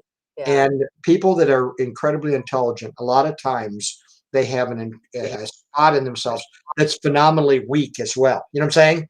Which is Mhm. just life. I mean, rarely do you get the person who has it all. You know what I'm saying? Physically, mentally, emotionally, spiritually, everything. They just don't. I mean, we're just human Right. beings. And when somebody has this huge skill, then a lot of times they have this huge drawback. And that to me, but when I started reading his book, how far did I get? I don't even, let's see, I got the thing. And I I got, would just say to you, back in the day, we didn't have social media back then. We only had TV, right? Yeah. So the only way he could get on TV is what? Make Cause it a happen. ruckus. I get it. Yeah. They try, if you watched him, you'd never believe that he's done. But when you look at his records, it looks like when I looked at Arnold Schwarzenegger's record when he was a bodybuilder, it was ridiculous. It was like first, second, first, second, and it was like that. And when I looked at Hendon Mob under Phil Hellmuth, it was like first, second. It was 8. It was like, and these were large fields, and you're going, oh my gosh, this guy knows how to play tournament poker. I mean, on a level that is just pretty darn impressive. I mean, yeah, I agree. He's very these impressive. other things, but you're fighting against a lot of other people that are pretty darn sharp as well. And this game depends on luck. I mean, it does. I mean, Chris Moneymaker showed that. We all know all this stuff and everything else, but it's just like, and he's played a ton of tournaments. I get all that. I agree. But because Alex Fitzgerald, that was it. Because he basically at one point, and I think he went overboard on this. He said, "Well, like Hellmuth is a horrible, in a relative sense, is not a good cash player." Okay, well, and then he also pointed out that Daniel Negreanu was, and I thought he went over the board on that because when Negreanu went out, and because they won tournaments, okay, whereas Phil Ivey has not won a major tournament, and so they're trying to use this as whoa. Phil Ivey hasn't done what now? No. He's got 9 He said the wrong WSOP name. bracelets. Sorry. He said the Okay. wrong My name. apologies. He Then. said the No. wrong name. I'm talking about what this guy said. I'm not. No. I was Ivey's gonna sit there and the- say he's got 9 WSOP bracelets. Okay, fair Phil enough. Ivey hasn't won a major tournament. Okay, fair enough. Yeah, that's And true. I- Ivy is one of the I'm top. not. No. I'm. What I'm going is He like won 2 in one day. and knocks these guys, and I like this Alex Fitzgerald, but when he went there, I was going, you're going a little bit overboard here. Okay, these people on cash games would rake, at such a high level. Now, when you get them to the highest level, maybe they have issues. I get it. What I'm saying, when you're playing with, whoever the high level cash players are, but they all have certain characteristics. One of them that I I saw, agree. is they have a disregard for money. When Negreanu went out, which was 20 some years ago, he went out with $3,000. Now, $3,000 20 years ago, that's a lot of money. I mean, a lot of money, right? And he blew it. And the same thing with Hellmuth. They went out and they have a certain gamble to them that they're willing to risk it all. Now, there's a huge number of people out there that are strewn across the highway that tried, similar things, but they didn't have the skill set. They didn't have they didn't study the game to the level that these people have and everything else. It's riddled with that. But, it's, as I said, he went too far. Keith, I wasn't, I'm not. I think. Oh, okay. I thought you were saying it. And when somebody starts, slamming him about, well, he's not a tournament player. Yeah, like I said, I don't know his record. I just go, I don't buy that. They know how to adjust. Okay. Oh, yeah. I mean, the tournament is a little bit of adjustment. It's like when I went over to cash, it was a very smooth transition. People go, oh, it's a totally different game. Yeah, it's kind of a different game, but you still know the rules. Okay, so you just adjust. If you can't adjust, you can't play poker. The only difference in cash game versus tournament, there's an end to a tournament. Right. There can be no end to a cash game. A cash game can go on for infinity. Right. So therefore, I got a little bit more gamble in me when I play cash, but I'm still a tight son of a bitch. Okay. Where, somebody 3-bets me and I've got top 2 pair in a tournament, I can let it go. In a cash game, no, that's a 4. The thing I've noticed in cash games is, yes, but in cash games, when they get a lot of money in the pot, the risk becomes is I've seen huge pots with top pair or second pair and a reasonable kicker. And these people get into this testosterone hit or whatever the hell they want to call it. And they sit there, and I go, and trapping. Oh my gosh, you get into a trap. They never, some of these people, they don't, in a tournament, they see it. Cash game, I watch people, man, you get a set, and if you play it right, still got to play it right. You can't be foolish about it.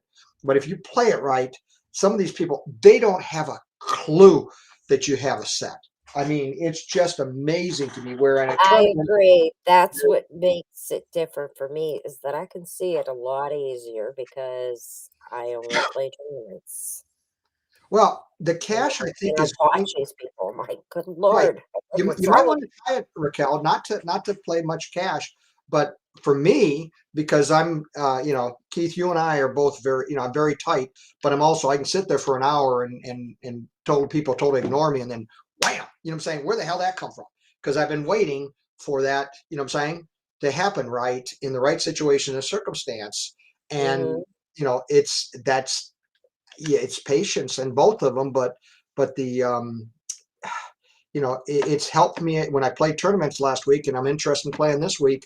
Is like, how will I play? Because I immediately shifted over to tournament mentality. It's just that I was willing to take, on some of these hands that I would let go before in tournaments that you can't because you don't have that many coming in, that I should have kept because it's only 3 times the big blind, and it was, Jack Queen in late position, and I give it up, and I shouldn't be. Okay, is that now? I don't know. We'll see. How I play tournaments, but yeah, the tournament. If the cash can finance the tournaments, and then you play the tournaments, it kind of ends up becoming best of both worlds. So Yeah, I Yeah, mean, that's what most I'll do. play. Most play cash to fund tournaments. That's what yeah, I do. yeah, Yeah, I That's play my cash to keep my bankroll built up, right. but Mhm. I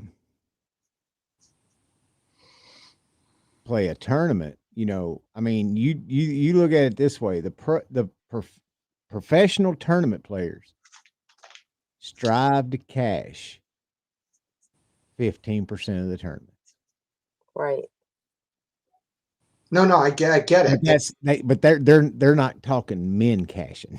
No, Men no, no, cashing are no. And going broke. that's where I needed to. I need to get out of the tournaments for a while because that's where I was going after too much. And decisions, that's another thing, which it's so subtle. You know what I'm saying? Is those certain decisions that will put me into a much better place, saying, to get deeper in the tournaments so that I can cash, not a min cash. Because a min cash doesn't mean anything, especially when you're cashing 15 to 22, 22%. You're I'm not gonna okay.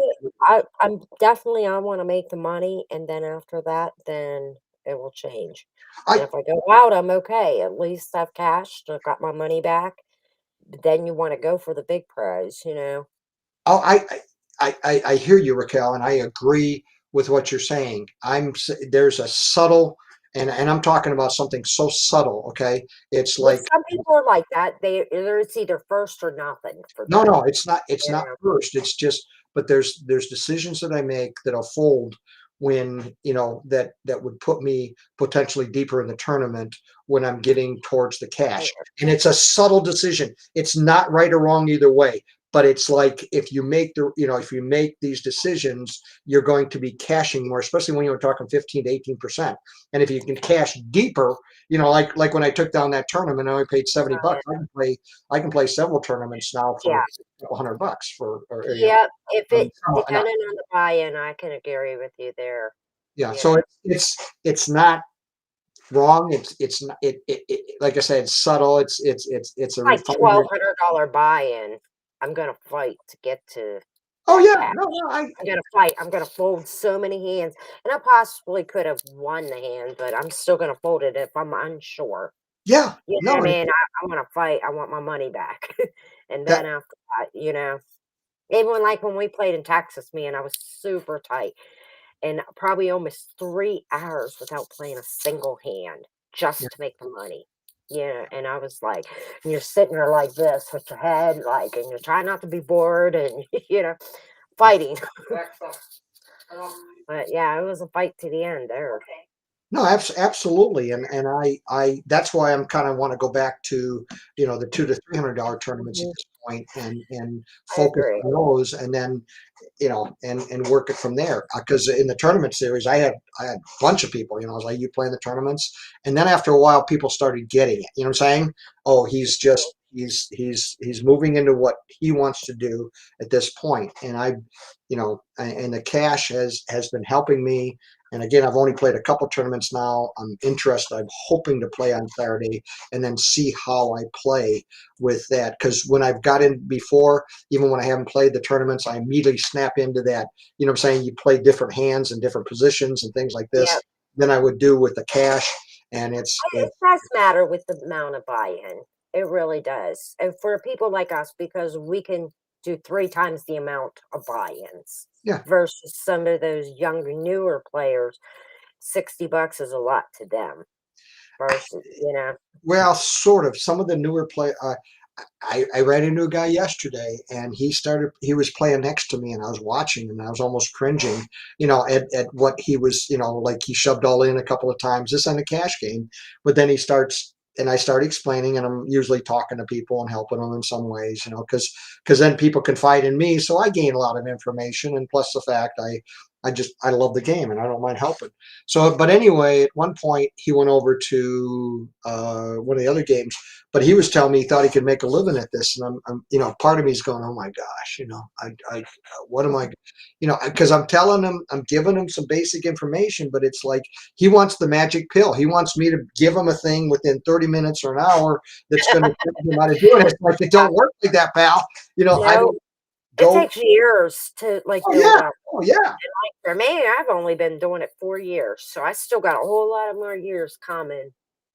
You know what I mean? That I've got to exactly. put No, in. exactly. Like, It's a process, and it's mhm. you got to do what the process works for you. Well, But but for there me is though, some also, new players that do enter the poker community that are just meant to be playing poker, and they're really good.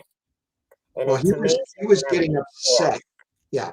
He told me he was getting upset with some of the players, and it's like, you do that, forget it. You Yeah, can't, can you know, never be mad at the don't players, judge. ever. Don't judge. Yep, You gotta. ever. And that's what Ed and I, because Ed actually coaches me and he works with me. Like we do everyday study together. Every day we do hand reviews. We go over it, why we call it that way, why we 3-bet them, why we 4-bet them on certain hands. I mean, we do this every single day. Yeah. And Ed's just like, don't ever be mad at those players. You Yeah. know, you made the call. They did not take your chips and take them from your pile. Oh yeah. You know, it's true. I'm always updating, in my second Yeah. book. I haven't updated it yet, but one of the sections that I put in afterwards, that'll go into the next upgrade, and it's not that big of an upgrade, but it was basically observe, don't judge, Yeah, and and that's because so true. that I've, you know, uh, when you get out of that, it's just like If they're somebody cracked your aces and then your eyes are like, "I'm taking you down, dude." You know? Oh, no. But if they play stupid cards, they somebody Right. went 15 and they went 2-3 offsuit and they win a big hand, and I'm going, that's fine. You just told me, against somebody else, and I go, that's fine. That person told me they don't have no clue. Right. They just won that one. But how many Well, times are they going to spend the $15 and they're gonna get hurt over the long run? And I know they but will. I'm gonna be honest, okay? Now Sherry can vouch for this. When you're a female player, that holds true to the guys being pissed over the female doing it because they just cracked your aces. Yeah. So now they're pissed. Versus like Keith sitting in that seat.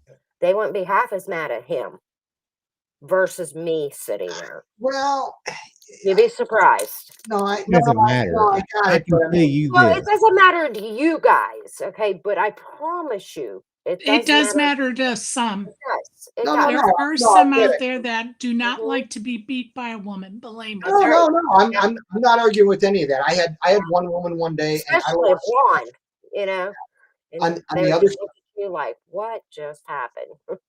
No, no, no. I know, and it actually feels good. It's like the guy today that after I beat him, it felt really, really good because he was to Yeah. me he was being a bit of a jerk, and it's like okay, Right. and when you can get him back, it's like, Exactly. it just feels good, It and not does. to shove it in his face, but it feels good. I had a woman a while back, and I still remember this because she plays and she's fair, okay. And sometimes she's really bad because she at one point, I do not fold my big blind. Oh, okay, just tell everybody that's really good. That's really smart. You say I make a larger bet when I've got a big hand. And sure enough, she was out of the turn. But one day I was playing and I was having that run. That you get once every couple months. And I was bang, bang, doubling up my stack. And she just started, it's not right.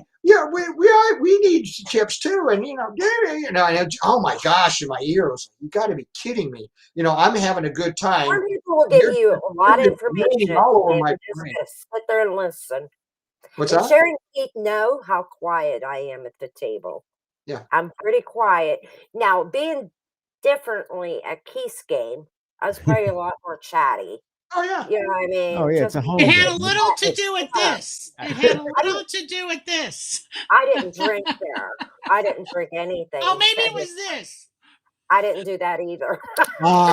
Excuse me, I don't Oh, know. wait, I did. One hit with him outside. That was it. One joke. That's her Well, story. because And I she's promised sticking him. to it. No, I didn't drink, but he was sitting there with the Jack. You want to drink? I'm like, no, man. No, I'm good. I think what I'm getting at is the fact, there's jerks men and there's jerks women. You know what I'm saying? There's no question about I it. And, agree. and it's just I've like seen some I flashy women at the tables. And, yeah. when I'm at the table and some guy swears, a lot of time I'll dress him down. You know what I'm saying? There's a lady at the table or something like that. And Mhm. it's just like that's the way I was brought up. And some of these, it's Exactly. luckily at the lodge, everybody plays a lot. So they don't want a bad reputation. And my reputation's good enough is when I dress somebody down, a lot of times they listen. You know what I'm saying? Because I'm not going to do it unless it's for the right reasons. I'm not being a jerk. I'm being, But I that's just want the it. game to be fun. Chuck, nowadays, like Sherry and I, we could sit down and be the only female in there, and we won't have to say a word. There'll be more guys that stand up and say, "Excuse me, that's not acceptable," and that's just it. You don't have to say anything. And they They're and gonna they take know care if of it. I'm saying and they know if I'm saying it, Mhm. heed the warnings Right. because I don't say things very often, but when I do, Yep. there's a very good damn reason I'm saying it. And Yeah. I don't have to say anything. I can just sit at the table, and there's gonna be guys that jump right up and be like, "Do not talk like that. There's a lady here." Right. Not Right. acceptable. And that's Yeah. because you're acting like a lady and there's good men in this world, and just like there's Yeah. bad men and There is. Yeah. good men are, they don't, some, well, not, they do from you guys, but I mean, some people don't give them enough credit and it's like all men are, bad before they're proven good bullshit, I had a guy. Seriously, right? I mean, am I wrong about that? It's like, I need to never prove my- lump all men in or all women no, in I'm not talking about you guys. category. I'm Yeah. and I don't get it from other people too. And it's like you, Sherry. It's like I'm really super nice, but I know exactly where that line is, and somebody does, and it's just like that. They ain't going through, and all of a sudden they're like, Yeah. oh, and it's like, I Yeah. had a you're an guy. asshole. Okay. I'm just I showing was you. in this tournament, okay, and the very first hand, it was a $320 buy-in, which is a little deep. It wasn't too bad. It was $320. Anyway, I got pocket kings right on first hand. I'm like, okay. So of course you raise it up, and the other dude's looking at me. He raises me, so I call it. Flop comes king, ace. No, a check. So of course you got to keep the poker face, right? Got to Right, keep right, it going. And he. So it you got comes two to pair, me. right? I threw out a bet because I got to do a continuation bet. He's got a set. He She's got a set. re-raised me. Oh no, she said king. I Yeah. had king in my Yeah, hand. and a king on He the had two flop pair means a kings. set. Two kings on the flop Right. too. So she had two pair. Oh, Two I kings thought and you two I have said kings. four of jack a and kind. ace. I have four of a kind. Okay, I So I thought do she my said Oh no, it's jack. two pair. It's bet. two pair. It's two pair. He re-raised me. He goes, no girl re-raises me. And I went all in. Okay, because right that attitude, I'm like all in. Like, you know what I mean? He calls me. Like, and when I flipped, everybody goes, "Oh," like that. That's right. That's right. And he rivered an ace. He got 4 of a kind aces over my 4 kings. And if you'd been playing cash, you'd have got the bad beat jackpot and been I Right. know that's right, Right. Keith. Okay, so I just went like this, and I went, "Oh my god," like that. And that's right, and he was like in my face, like he's across the table, and he's like all like his adrenaline went up the roof. And the dude goes, "Sit your ass down," like that. Who do you Oh, yeah. think you are? Okay, and I said, "It's all good. Nice hand." He goes, "Damn right, it wasn't a good hand." And I mean, he was so cocky, he wasn't even polite about it. And I stood up. 3 guys stood up. He says, "I'll rebuy her in," like that. And I went, "No, thank you." And Ed's standing behind me. He goes, "I got her." But I have 4 people stood up and they were like, "No, no, no, no." He says, "Why are you going to rebuy this trash back in?" is what he had said. Dude goes, "Because, dude, when she sees you on the final table, she's taking all those chips back. That's why we're rebuying her back in." And See, he that's was the thing, is that's the good man, okay? so the whole time I'm on a new table and I get down, the dealer's like, "Just shake it off, baby. You're okay. Just shake it off. You got this. You're gonna take that tournament down." And I was like, "Geez, that's just one sick bad beat." And I just looked at her. I said, everybody's like, "Well, we missed it. We don't know what happened." And he says, "Don't worry about it. It's happened. The girl needs to forget it." He says, "She had a damn good hand." He says, "Sorry." I said, "It's all good. I'm ready. Let's go. Let's do this, you know." So I'm sitting there and you can see him over there. Anytime he'd get a hand, he'd be super loud about it. 10 minutes later, he was walking out the door. Yep. Everybody waved to him. Okay. Oh, yeah. I said, and they looked at me and bust out laughing. I said, "I wanted him back at the final." They said, "I know you did, honey." They says, "But I got all his chips for you." And I was like, "Good." But he was such a dick about it. You know what I Well, mean? So and cocky and those just people like, pay, you know? That's the and I thing. was very polite about it. I was like, "Oh, very nice hand, right?" Because Oh, yeah. that's the person I He am. was And just a jackass. Yeah, jackass. they don't, Got a lot super of times lucky. I've seen Hey, people like that, is they our don't laugh. game done yet or is it still going? It is. It's over. Yeah. Who won? Rough Racer. Oh, good job, y'all. Yeah. Congratulations to Rough Yeah. Racer and Kobe. Yeah, Yeah. and I gotta get out of here, folks. So I gotta Are you going to the lodge? It's a little late no, there. no, no, no, no. I'm gonna watch more He TV. is out the door. I got a massage tomorrow at noon, so I might go in and play for a little bit. Nice. I didn't realize they have between 6 a.m. and 11 a.m. But really, for me, it's 9:30 to 11 is no charge for the tables. You know, Oh, Yeah. so wow. Oh no, yeah, no house, no rental, no rake. Yeah, not Oh, right. nice. No, it's not a rake. nice. Sorry. No, it's No no rental, rental. no Right, rental. and it was. I tried it, and it's the only trouble is once I get playing cash, it's so easy to go 4 hours. You know, and Oh yeah, for it sure. really is, you know. So I'm up this month, but I'm not up that much. But again, I'm kind of I'm refining. like So much way fun. down. I'm What's down. that? I said I'm down. Yeah. But Well, I'm I was working up, on the game. It's just because I'm trying different techniques that I'm studying. right. You know And what then when I I am? do that, it I'm just throws me absolutely for a even loop. because I haven't played one hand of poker. Oh, that was good. That's good to There be you go. even. But Ed's like, "Don't worry, it's coming." I'm like, "Okay," you know. Okay. Yeah. And I'm just trying different scenarios right now. On cash or in the game? Tournaments. What's Tournaments. that? Now Yeah. Ed is way up, of course. You guys saw that. Ed is on a roll. Yeah. He always says, "I'm pretty soon I'm gonna be done coaching you." And because I was on the phone with my sister, I said, "Well, I'm a little mouthy." And she goes, "You little." Okay. I gotta get going, folks. All right, I'll Chuck. see you later. Take care. Chuck. Have a See you, good buddy. night. Yeah, you too. It's so cute. But today is my sister's birthday. I did get your call. I was taking a nap. When I got up, I had Oh, like me. I was like, yeah, call. Oh, me.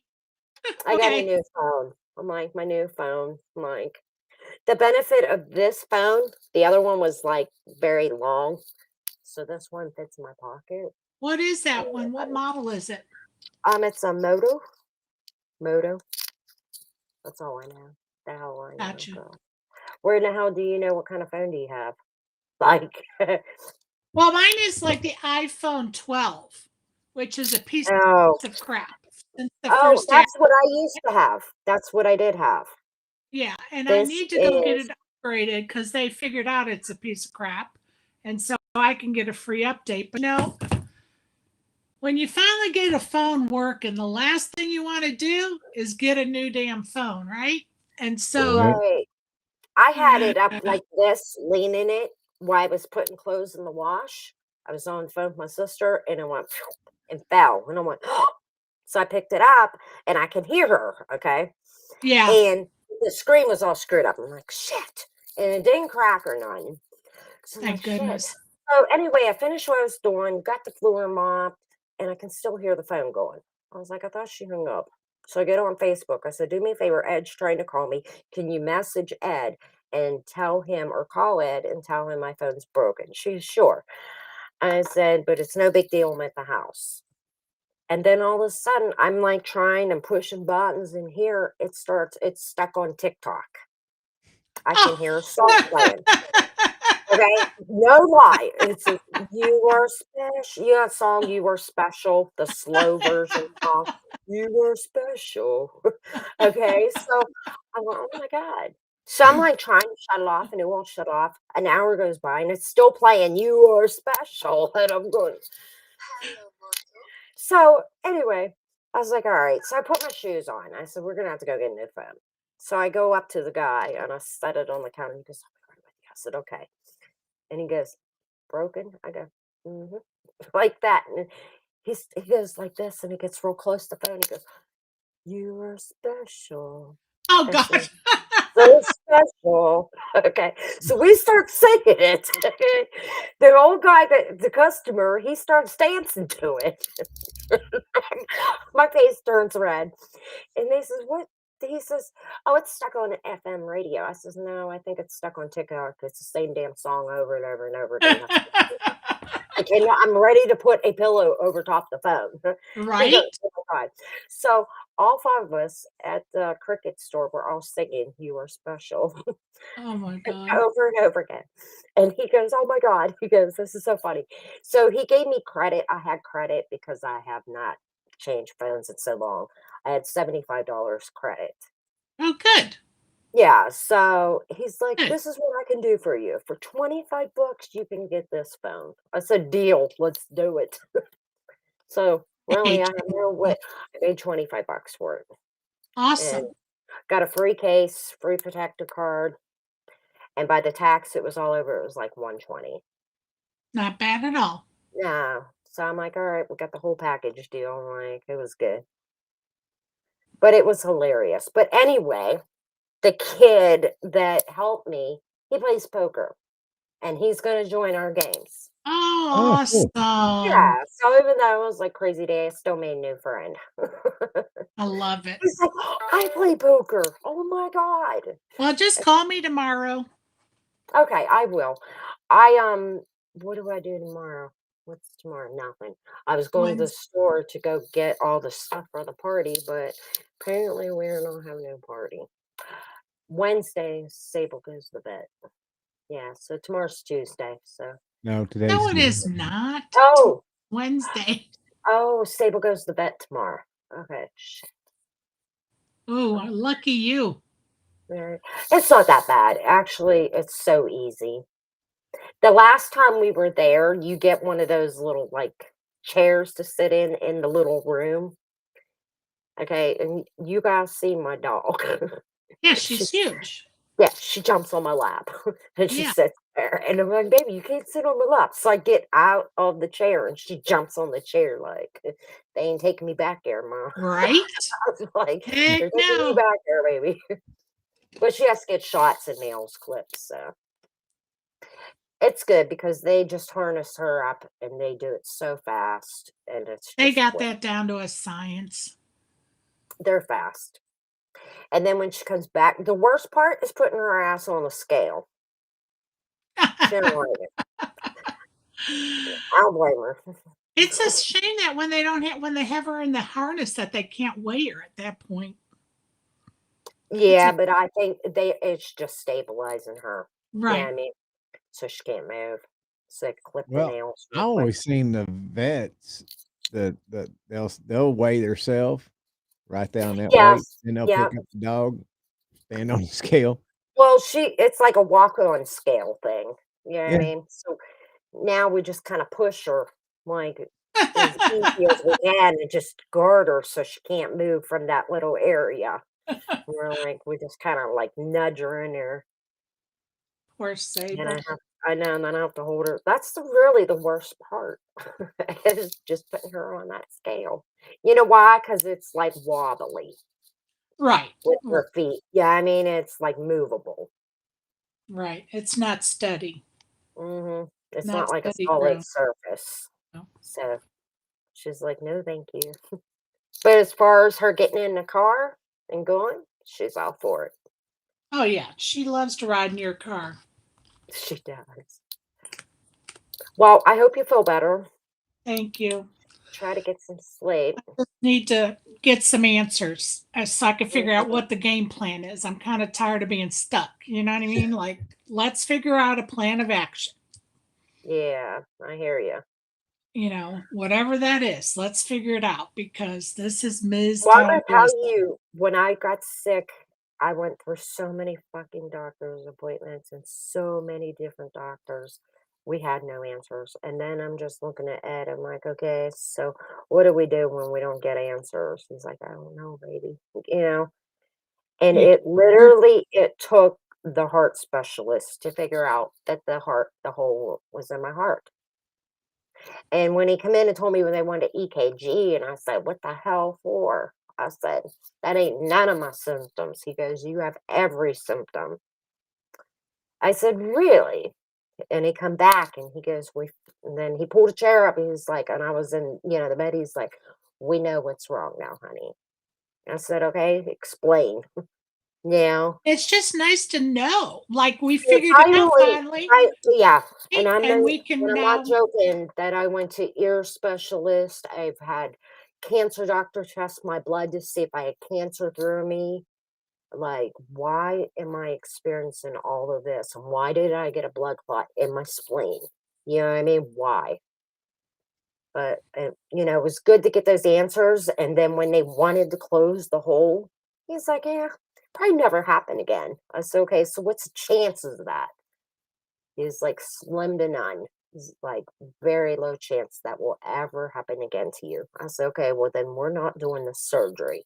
Now, if he told me it was like 25% sure this is going to keep reoccurring to me, I'm ready. You know what I mean? If it's Mhm. never going to happen again, I don't want open heart surgery. Yeah, you don't need to. Yeah, I'm that'd be like, I've already crazy. spent so much time being sick that I don't wanna take 9 weeks of healing from open heart surgery. I just don't wanna do it. And I come home and I talk to Ed about it. I don't blame you. I'm like, "Baby," I said, Please don't be mad that I don't want the surgery." I said, "Now, if he told me this is gonna keep happening until we close it, then yeah." Different time. Yeah, different situation. And now maybe in 10 years, and if this recurs again, then I might look at that and be like, "Okay, it's time," you know? Right. Right. And All I think right, it was a y'all. good choice. Yeah. Let's go to bed, y'all.